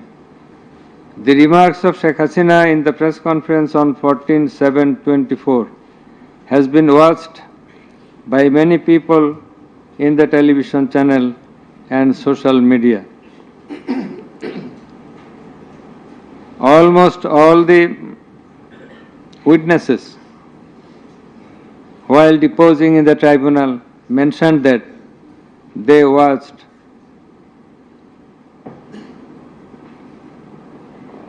the videos in the medias. Moreover, the national daily newspapers published the said remarks on 15/7/24. The remark of Obaidul Qadir was published in the news. It's a repetition. Sorry. Over and above said inciting remark and killing and order of killing by Sheikh Hasina and the provocative remark of Obaidul Qadir have not been denied by them. Although State Defence Council, the learned State Defence Council for the absconding accused Sheikh Hasina and Asaduজ্জামান Khan Kamal submitted that the conversation between Sheikh Hasina and ASM Kamal, Maksud Kamal, has not been properly tested, but he failed to show any cogent reasons in this regard. The prosecution witnesses proved the attack upon the Dhaka University students by the activists of Awami League, Chhatra League and Yuva League following the incitement and Sheikh Hasina's order of killing, as well as the provocative remark of Ubaidul Qadir. Sheikh Hasina ordered the law enforcing agencies to use drone for locating the congregating protesters and thus to use helicopter and lethal weapons to kill them. Such order has been disclosed by Sheikh Hasina in her telephonic conversation on 18/7/2024 with Dhaka South City Corporation Mayor Fazle Noor Taposh, as it has been read beforehand, and also with Hassanul Haq Inu. The concerned pen drive CD containing the aforesaid conversations have been submitted in the tribunal. The said conversations have been examined in the forensic laboratory of CID, and the concerned experts found that the conversations were genuine and not generated by artificial intelligence, AI. Moreover, the pen drive CD containing the conversations in question have been played in the courtroom, and we have heard the conversations, and thereupon it appeared to us that the conversations are real, not fake and fabricated. Accused Prime Minister Sheikh Hasina, accused Home Minister Asaduzzaman Khan Kamal, accused Inspector General of Police Chaudhry Abdullah Al Mamun acted jointly in connivance and collaboration with each other to commit the atrocities in order to kill the protesters throughout the country. It has been disclosed by Chaudhry Abdullah Al Mamun in his testimony that a core committee consisting of Home Secretary Jahangir, Additional Home Secretary Political Mr. Tipu Sultan, Additional Secretary Reza Mustafa, SB's Chief Monirul Islam, DB Chief Harun Rashid, RAB DG Barrister Harun Rashid, DMP Commissioner Habibur Rahman, DG of BGB Major General AKM Major General Ashrafuzzaman Siddiqui, DG of Ansar Major General AKM Aminul Haq, NTMC Chief Major General Ziaul Ahsan, DGFI Chief and NSI Chief used to hold meeting every night after 19 July 2024 at the residence of Home Minister Asaduzzaman Khan Kamal. Accused Chaudhry Abdullah Al Mamun said that instruction to the core committee used to come from the Prime Minister. He also said that at one stage of the movement, it was decided to use drone to locate the gathering of the protesters and to use helicopter and lethal weapons to control the movement. In a meeting of the core committee, Sheikh Hasina passed a direction to use lethal weapon. Additional DIG Joardar, who was present there, communicated the message to the police officers throughout the country to use lethal weapons accordingly. Furthermore, Chaudhry Abdullah Al Mamun said that in pursuance of the remark of Ubaidul Qadir and Nanak that Chhatra League and Yuva League are enough to bring the movement under control,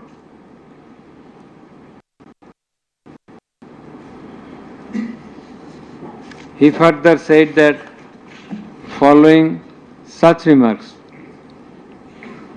activists of Chhatra League and Yuva League attacked the students of Dhaka University.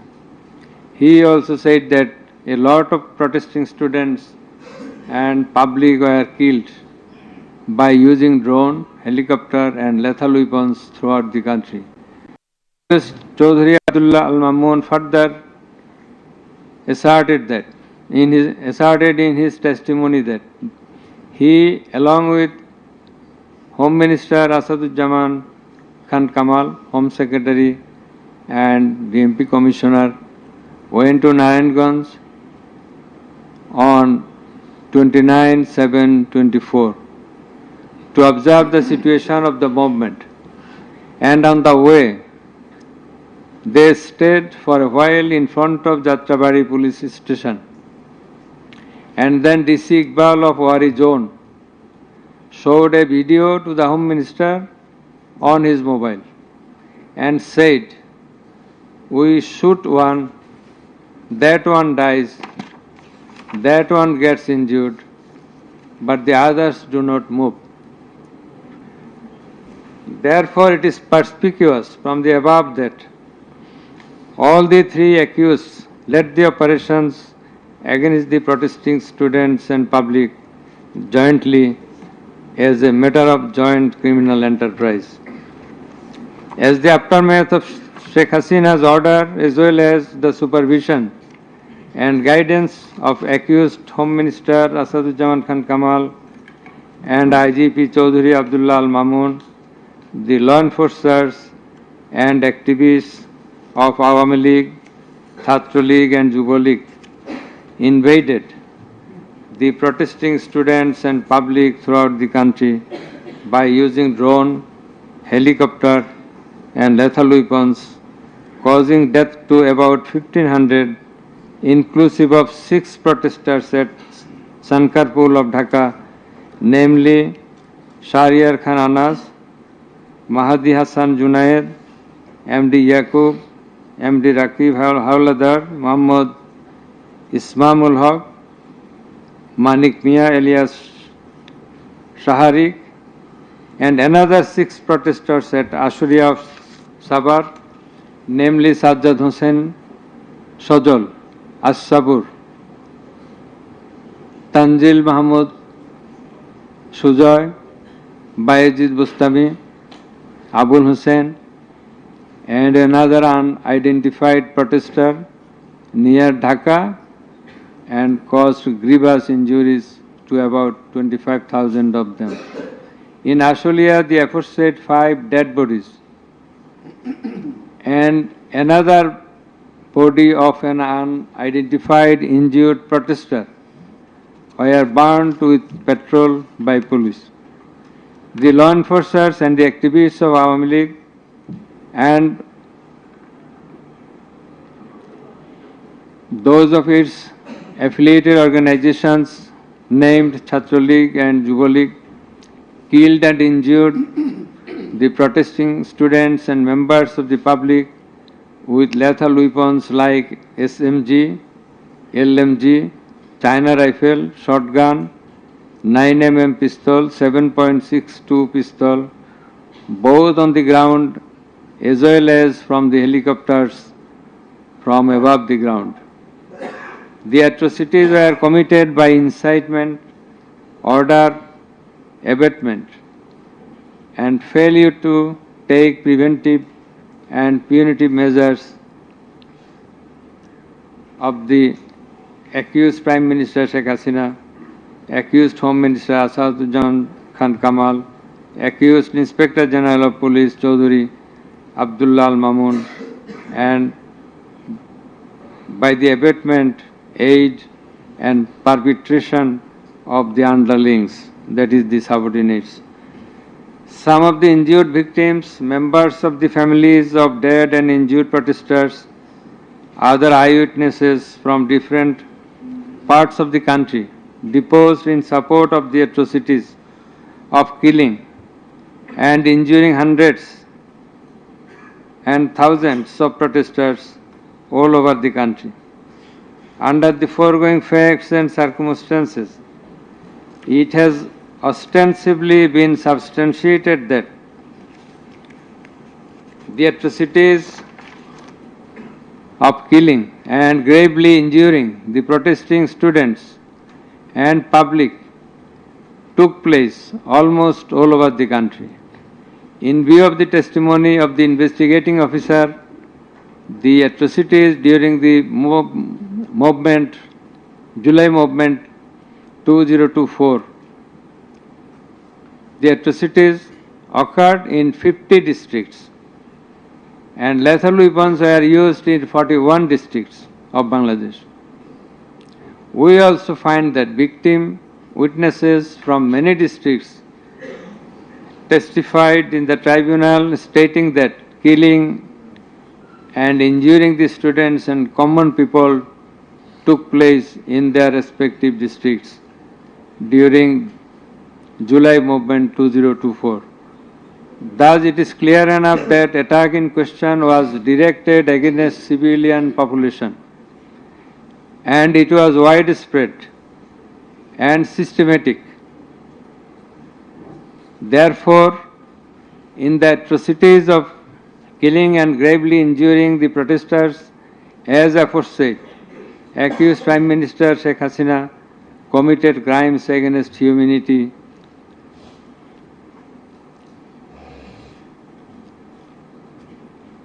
by her incitement, order, and also failure to take preventive and punitive measures under charge 1. Accused Sheikh Hasina committed one count of crimes against humanity by her order to use drones, helicopter and lethal weapons under charge number 2. Count 1. Accused Prime Minister Sheikh Hasina committed crimes against humanity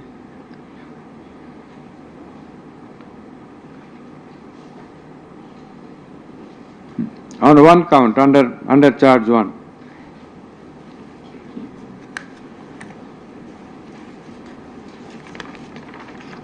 Accused Asaduzzaman Khan Kamal and Chaudhuri Abdullah Al Mamun committed crimes against humanity by their abatement in the use of drones, helicopter and lethal weapons under charge number 2, count 2. Accused Asaduzzaman Kamal and Chaudhuri Abdullah Al Mamun committed 2 counts of crime against humanity under the same charge by their abatements and failure to prevent the atrocities at Sankarpur, Dhaka and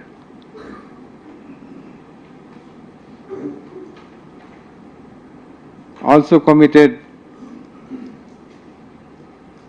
crimes against humanity by their abatements and failure to prevent the atrocities in Ashulia, Sabar, Dhaka under the same charge. Accused Sheikh Hasina, the Prime Minister and as the President of Awami League and the controlling authority of all affiliated organizations, was the superior commander of the said party leaders and activists, as well as the Home Minister and Inspector General of Police, that is accused Sheikh Hasina and 2 other accused were in the superior and subordinate relationship. On the other hand, the Home Minister was the superior of the Inspector General of Police, that is they were in the superior and subordinate relationship. As required to be an element as required by the provisions of Rome Statute. In the like way, all the police officers were subordinate to the Inspector General of Police. They worked under him.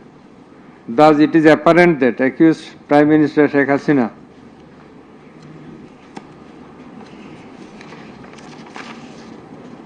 had superior control status over accused Asaduzzaman Khan Kamal and accused Chaudhuri Abdullah Al Mamun, whereupon it was her responsibility to take measures to prevent the atrocities in question, which continued for about a month.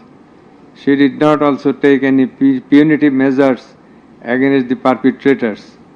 In the like way, Home Minister Asaduzzaman Khan Kamal held superior command responsibility over the Inspector General of Police and other successive other officers, and as such he had the responsibility, superior command responsibility to prevent all of them from committing the atrocities and for taking punitive measures against the perpetrators. Thus, both the accused, Asaduzzaman Khan Kamal and Inspector General of Police Chaudhary Abdullah Al Mamun, they committed crimes against humanity by their abatement, that is facilitation, and their failure to prevent the atrocities committed by their underlings, and hence they are liable to be punished under section 32A, 32G, 32H, 41B and 43 of the International Crimes Tribunals Act. Accused Sheikh Hasina is liable to be punished under section 32A, 32H, 41B and 43 of the International Crimes Tribunals Act 1973.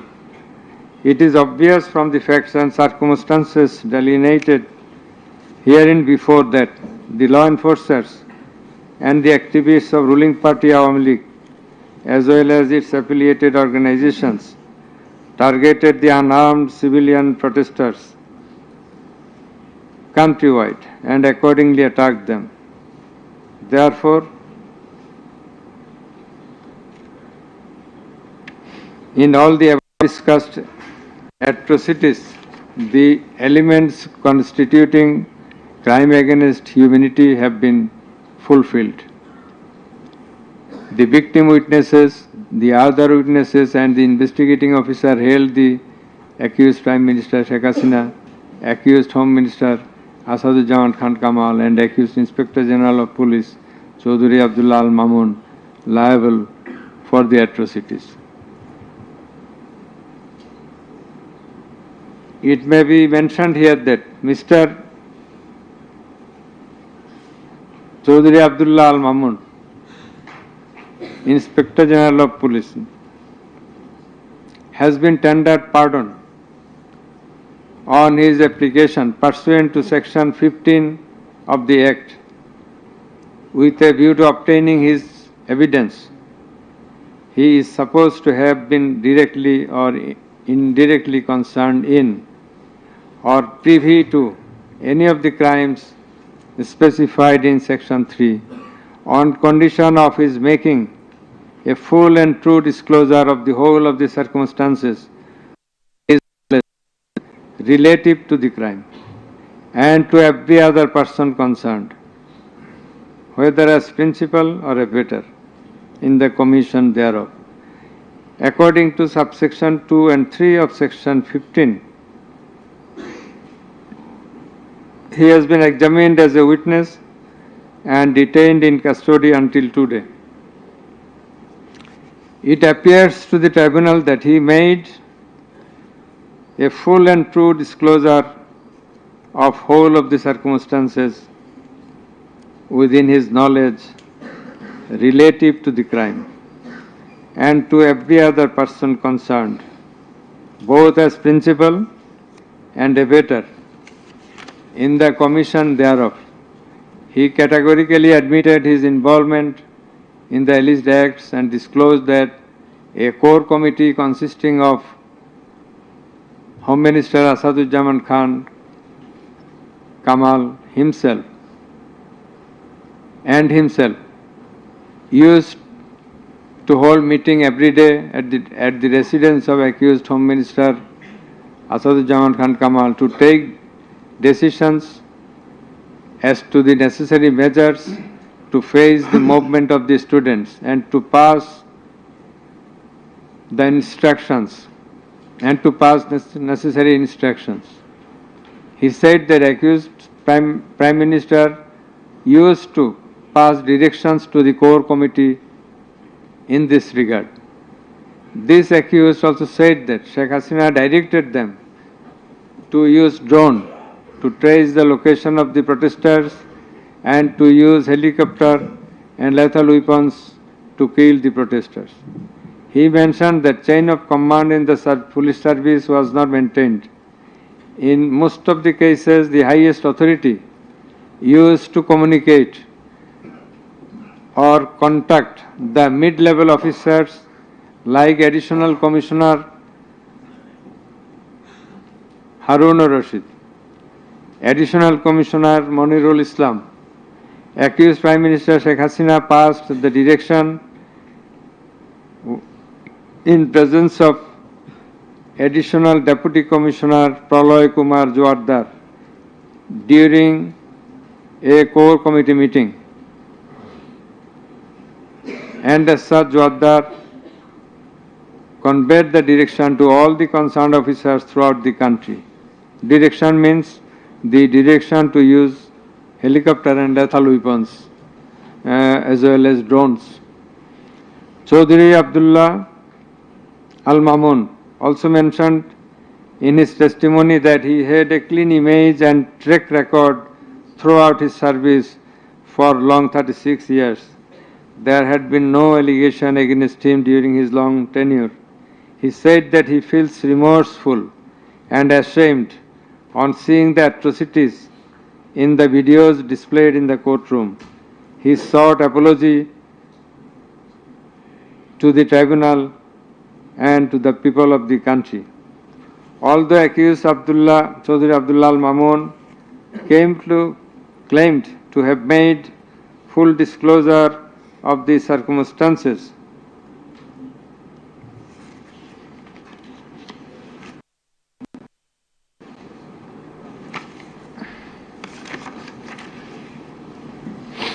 and we do also believe that he made a full and true disclosure. But the offences he committed and admitted is punishable with the capital sentence. And as such, in consideration of his disclosure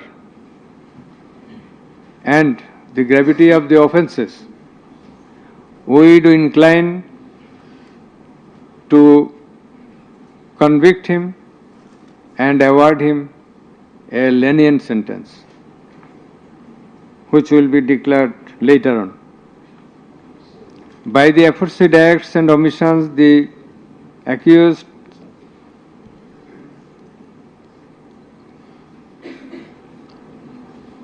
committed crimes against humanity under section 3(2)(a), subsection G, clause H, 4(1), 4(2), 4(3) of the International Crimes Tribunal Act 1973, as stated before. Accused Sheikh Hasina and Asaduজ্জামান Khan Kamal remained in abscondence ab initio, despite the fact that notices and warrants were duly served in their given address according to law. Moreover, they were asked by publishing notice in 2 daily newspapers to appear and contest the case, but they did not turn up. Thus, their abscondence itself is suggestive of their guilt. The learned State Defence Counsel contended that the trial of the accused persons under the International Crimes Tribunal Act 1973 is not tenable, since the Act was passed in the Parliament for the purpose of trial of the criminals of War of Independence in 1971.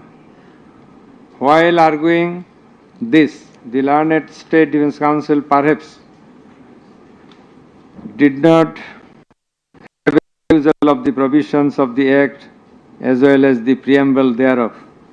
The preamble of the Act says that the Act was made in order to provide for detention, prosecution, and punishment of the persons for genocide, crimes against humanity, war crimes, and other crimes under international law, and for the matters connected therewith.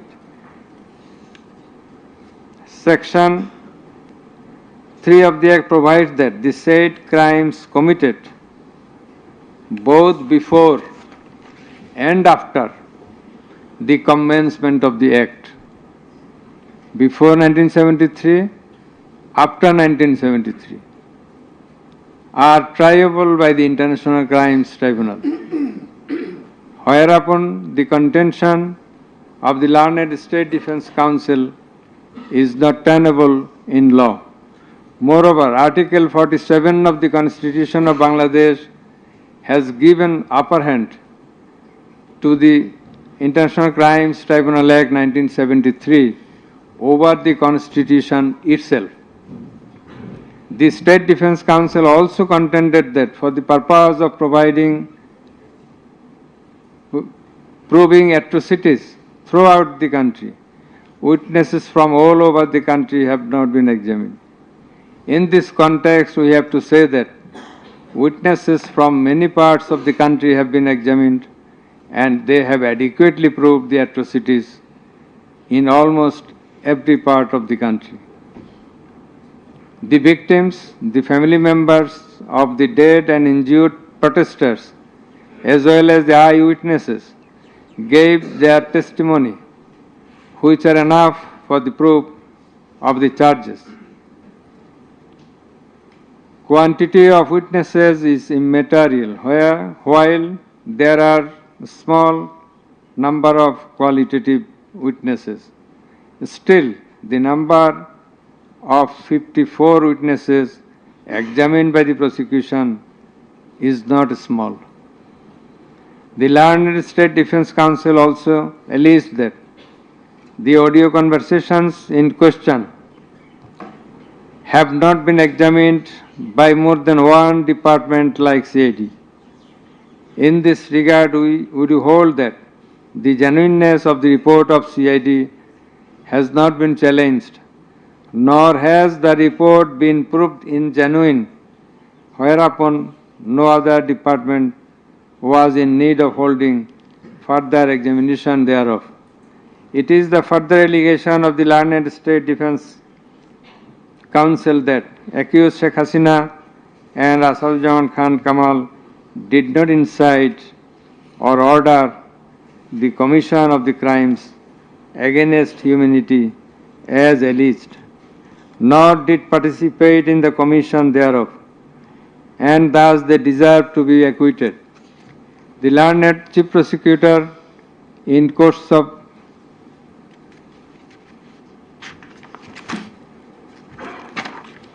summing up,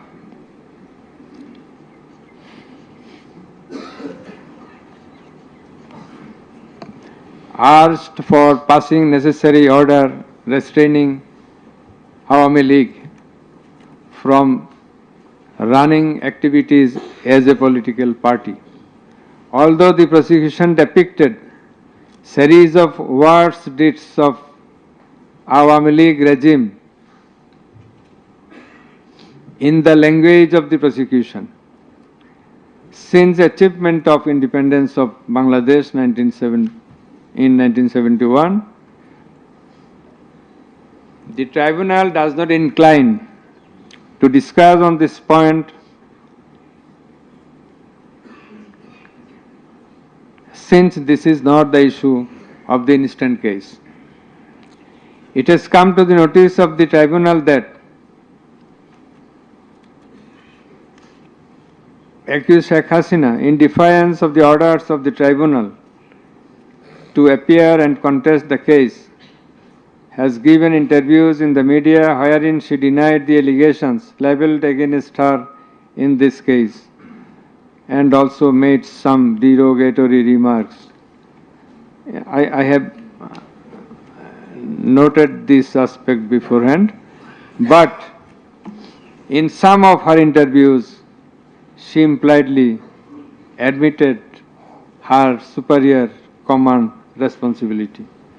The United Nations Human Rights Commission categorically stated in its report that the political leaders issued direct orders and other directives authorizing and guiding operations by BGB, REB, DGFI, Bangladesh Police, and Detective Branch that involved serious violations of human rights against protesters and other civilian, including extrajudicial killings and arbitrary detention. It has been stated in the report that 1,400 people have been killed by use of lethal weapons during the July movement 2024. By the political leaders, the United Nations Human Rights Commission meant the highest government authorities. The authorities in question are unprecedented in the history of Bangladesh. The nature and extent of cruelty administered upon the protesters, inclusive of infants, women, and old, stirred the hearts of the people throughout the world. On seeing the scenario of dead and injured protesters and their outcry in the videos displayed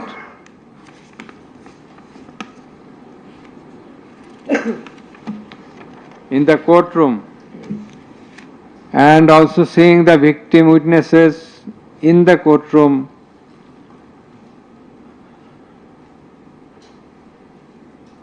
for giving testimony, who lost their skull, eyes, nose, hands, and legs. Any human being will fail to be in the normal state of mind seeing such scenario. Such atrocities must be brought to an end at any cost. Justice must not fail. In view of all the above facts and circumstances and findings, it is hereby ordered that accused Sheikh Hasina be found guilty on 3 counts under charge 1. Count number 1, incitement. Count number 2, order to kill. Count number 3, inaction to prevent the atrocities and failing to take punitive actions against the perpetrators. And thus she is punishable, she is liable to punish under section 3, subsection 1A,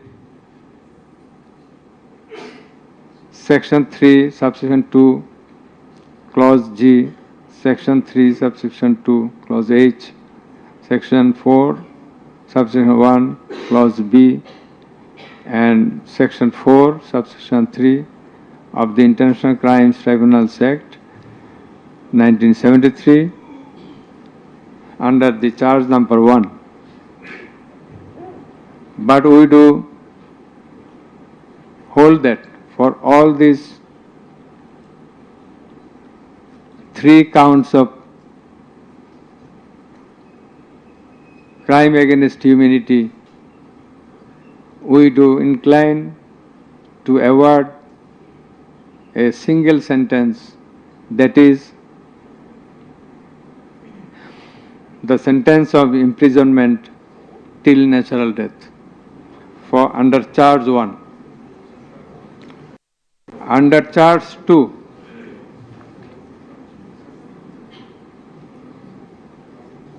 accused Sheikh Hasina is liable on 2 counts. On 1 count, there are several counts. For 1 count, that is passing the order for deploying drones, helicopters and using lethal weapons to kill the protesters. She committed crime against humanity under Section 3, Subsection 2A and Section 4, Subsection 1B of the International Crimes Tribunal Act 1973.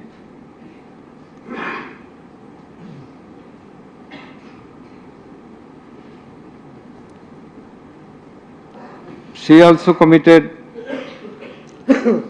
the same crime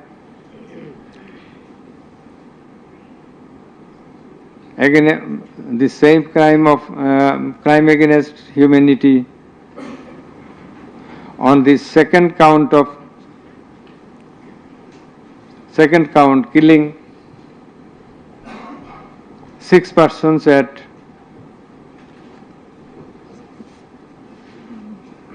Sankarpur of Dhaka, which was committed in contemplation, in furtherance by virtue of her order, as stated beforehand. And similarly, she committed the same crime, that is the crime against humanity, on another count for causing the killings at Ashulia of Sabar, killing of 6 persons. For all these 3 counts, we have decided to inflict her with only 1 sentence, that is sentence of death.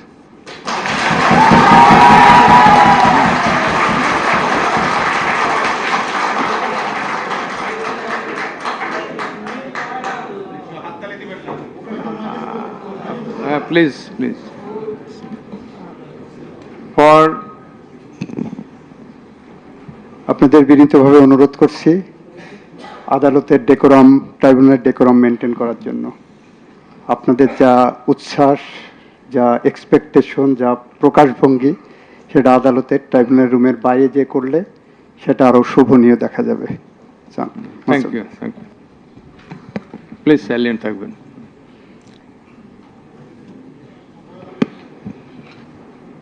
Accused Asaduzzaman Khan Kamal and accused Chaudhry Abdullah Al Mamun. Accused Asaduzzaman Khan Kamal is liable for committing crime against humanity for the occurrence of killing 6 persons at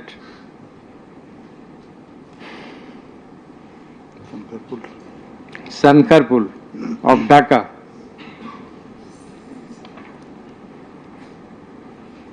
In this occurrence, they are liable for committing crimes against humanity by their abatement and failing to prevent the atrocities, and also to failing to take necessary preventive measures, punitive measures, and thus Asaduzzaman Khan Kamal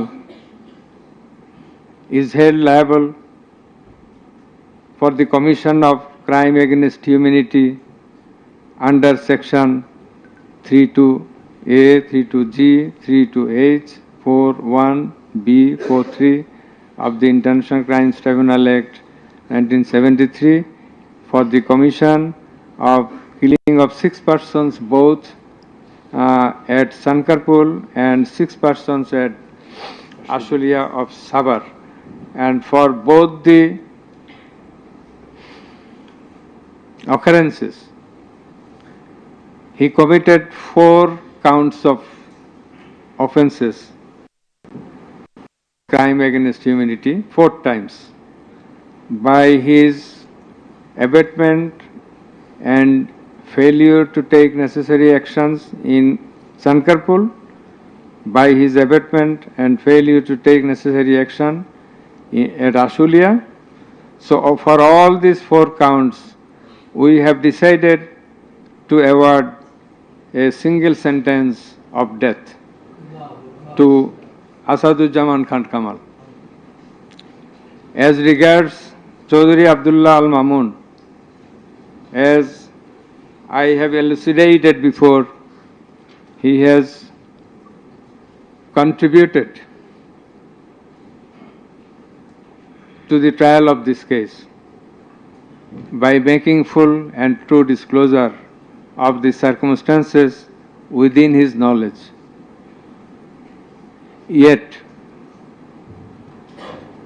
he also admitted, and he was involved in all the occurrences throughout the 36 days of movement.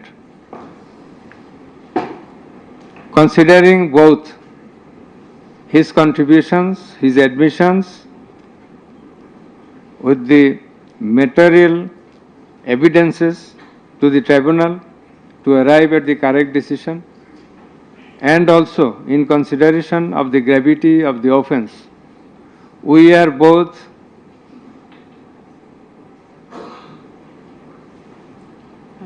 remitting his sentence and awarding a sentence with leniency. That is, the offences involve capital punishment. But for his contribution, we have decided to inflict him with the sentence of imprisonment for 5 years.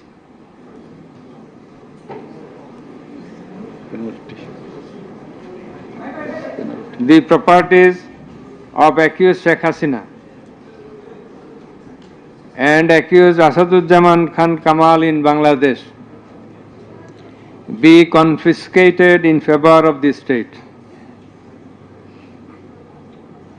The government is directed to pay considerable amount of compensation to the protesters concerned in this case, who have been killed in July movement 2024, and also to take measures to pay adequate compensation to the wounded protesters in consideration of the gravity of their injury and loss. The sentence shall be carried out in accordance with the provisions laid down in Section 20, subsection 3 of the International Crimes Tribunals Act 1973, preferably pursuant to the long-standing practice. Let a copy of this judgment be transmitted to the District Magistrate Dhaka for necessary action. Let copy of the judgment be supplied to accused Chaudhry Abdullah Al Mamun according to law. The absconding accused will not get any copy at the moment. So thank you all very much.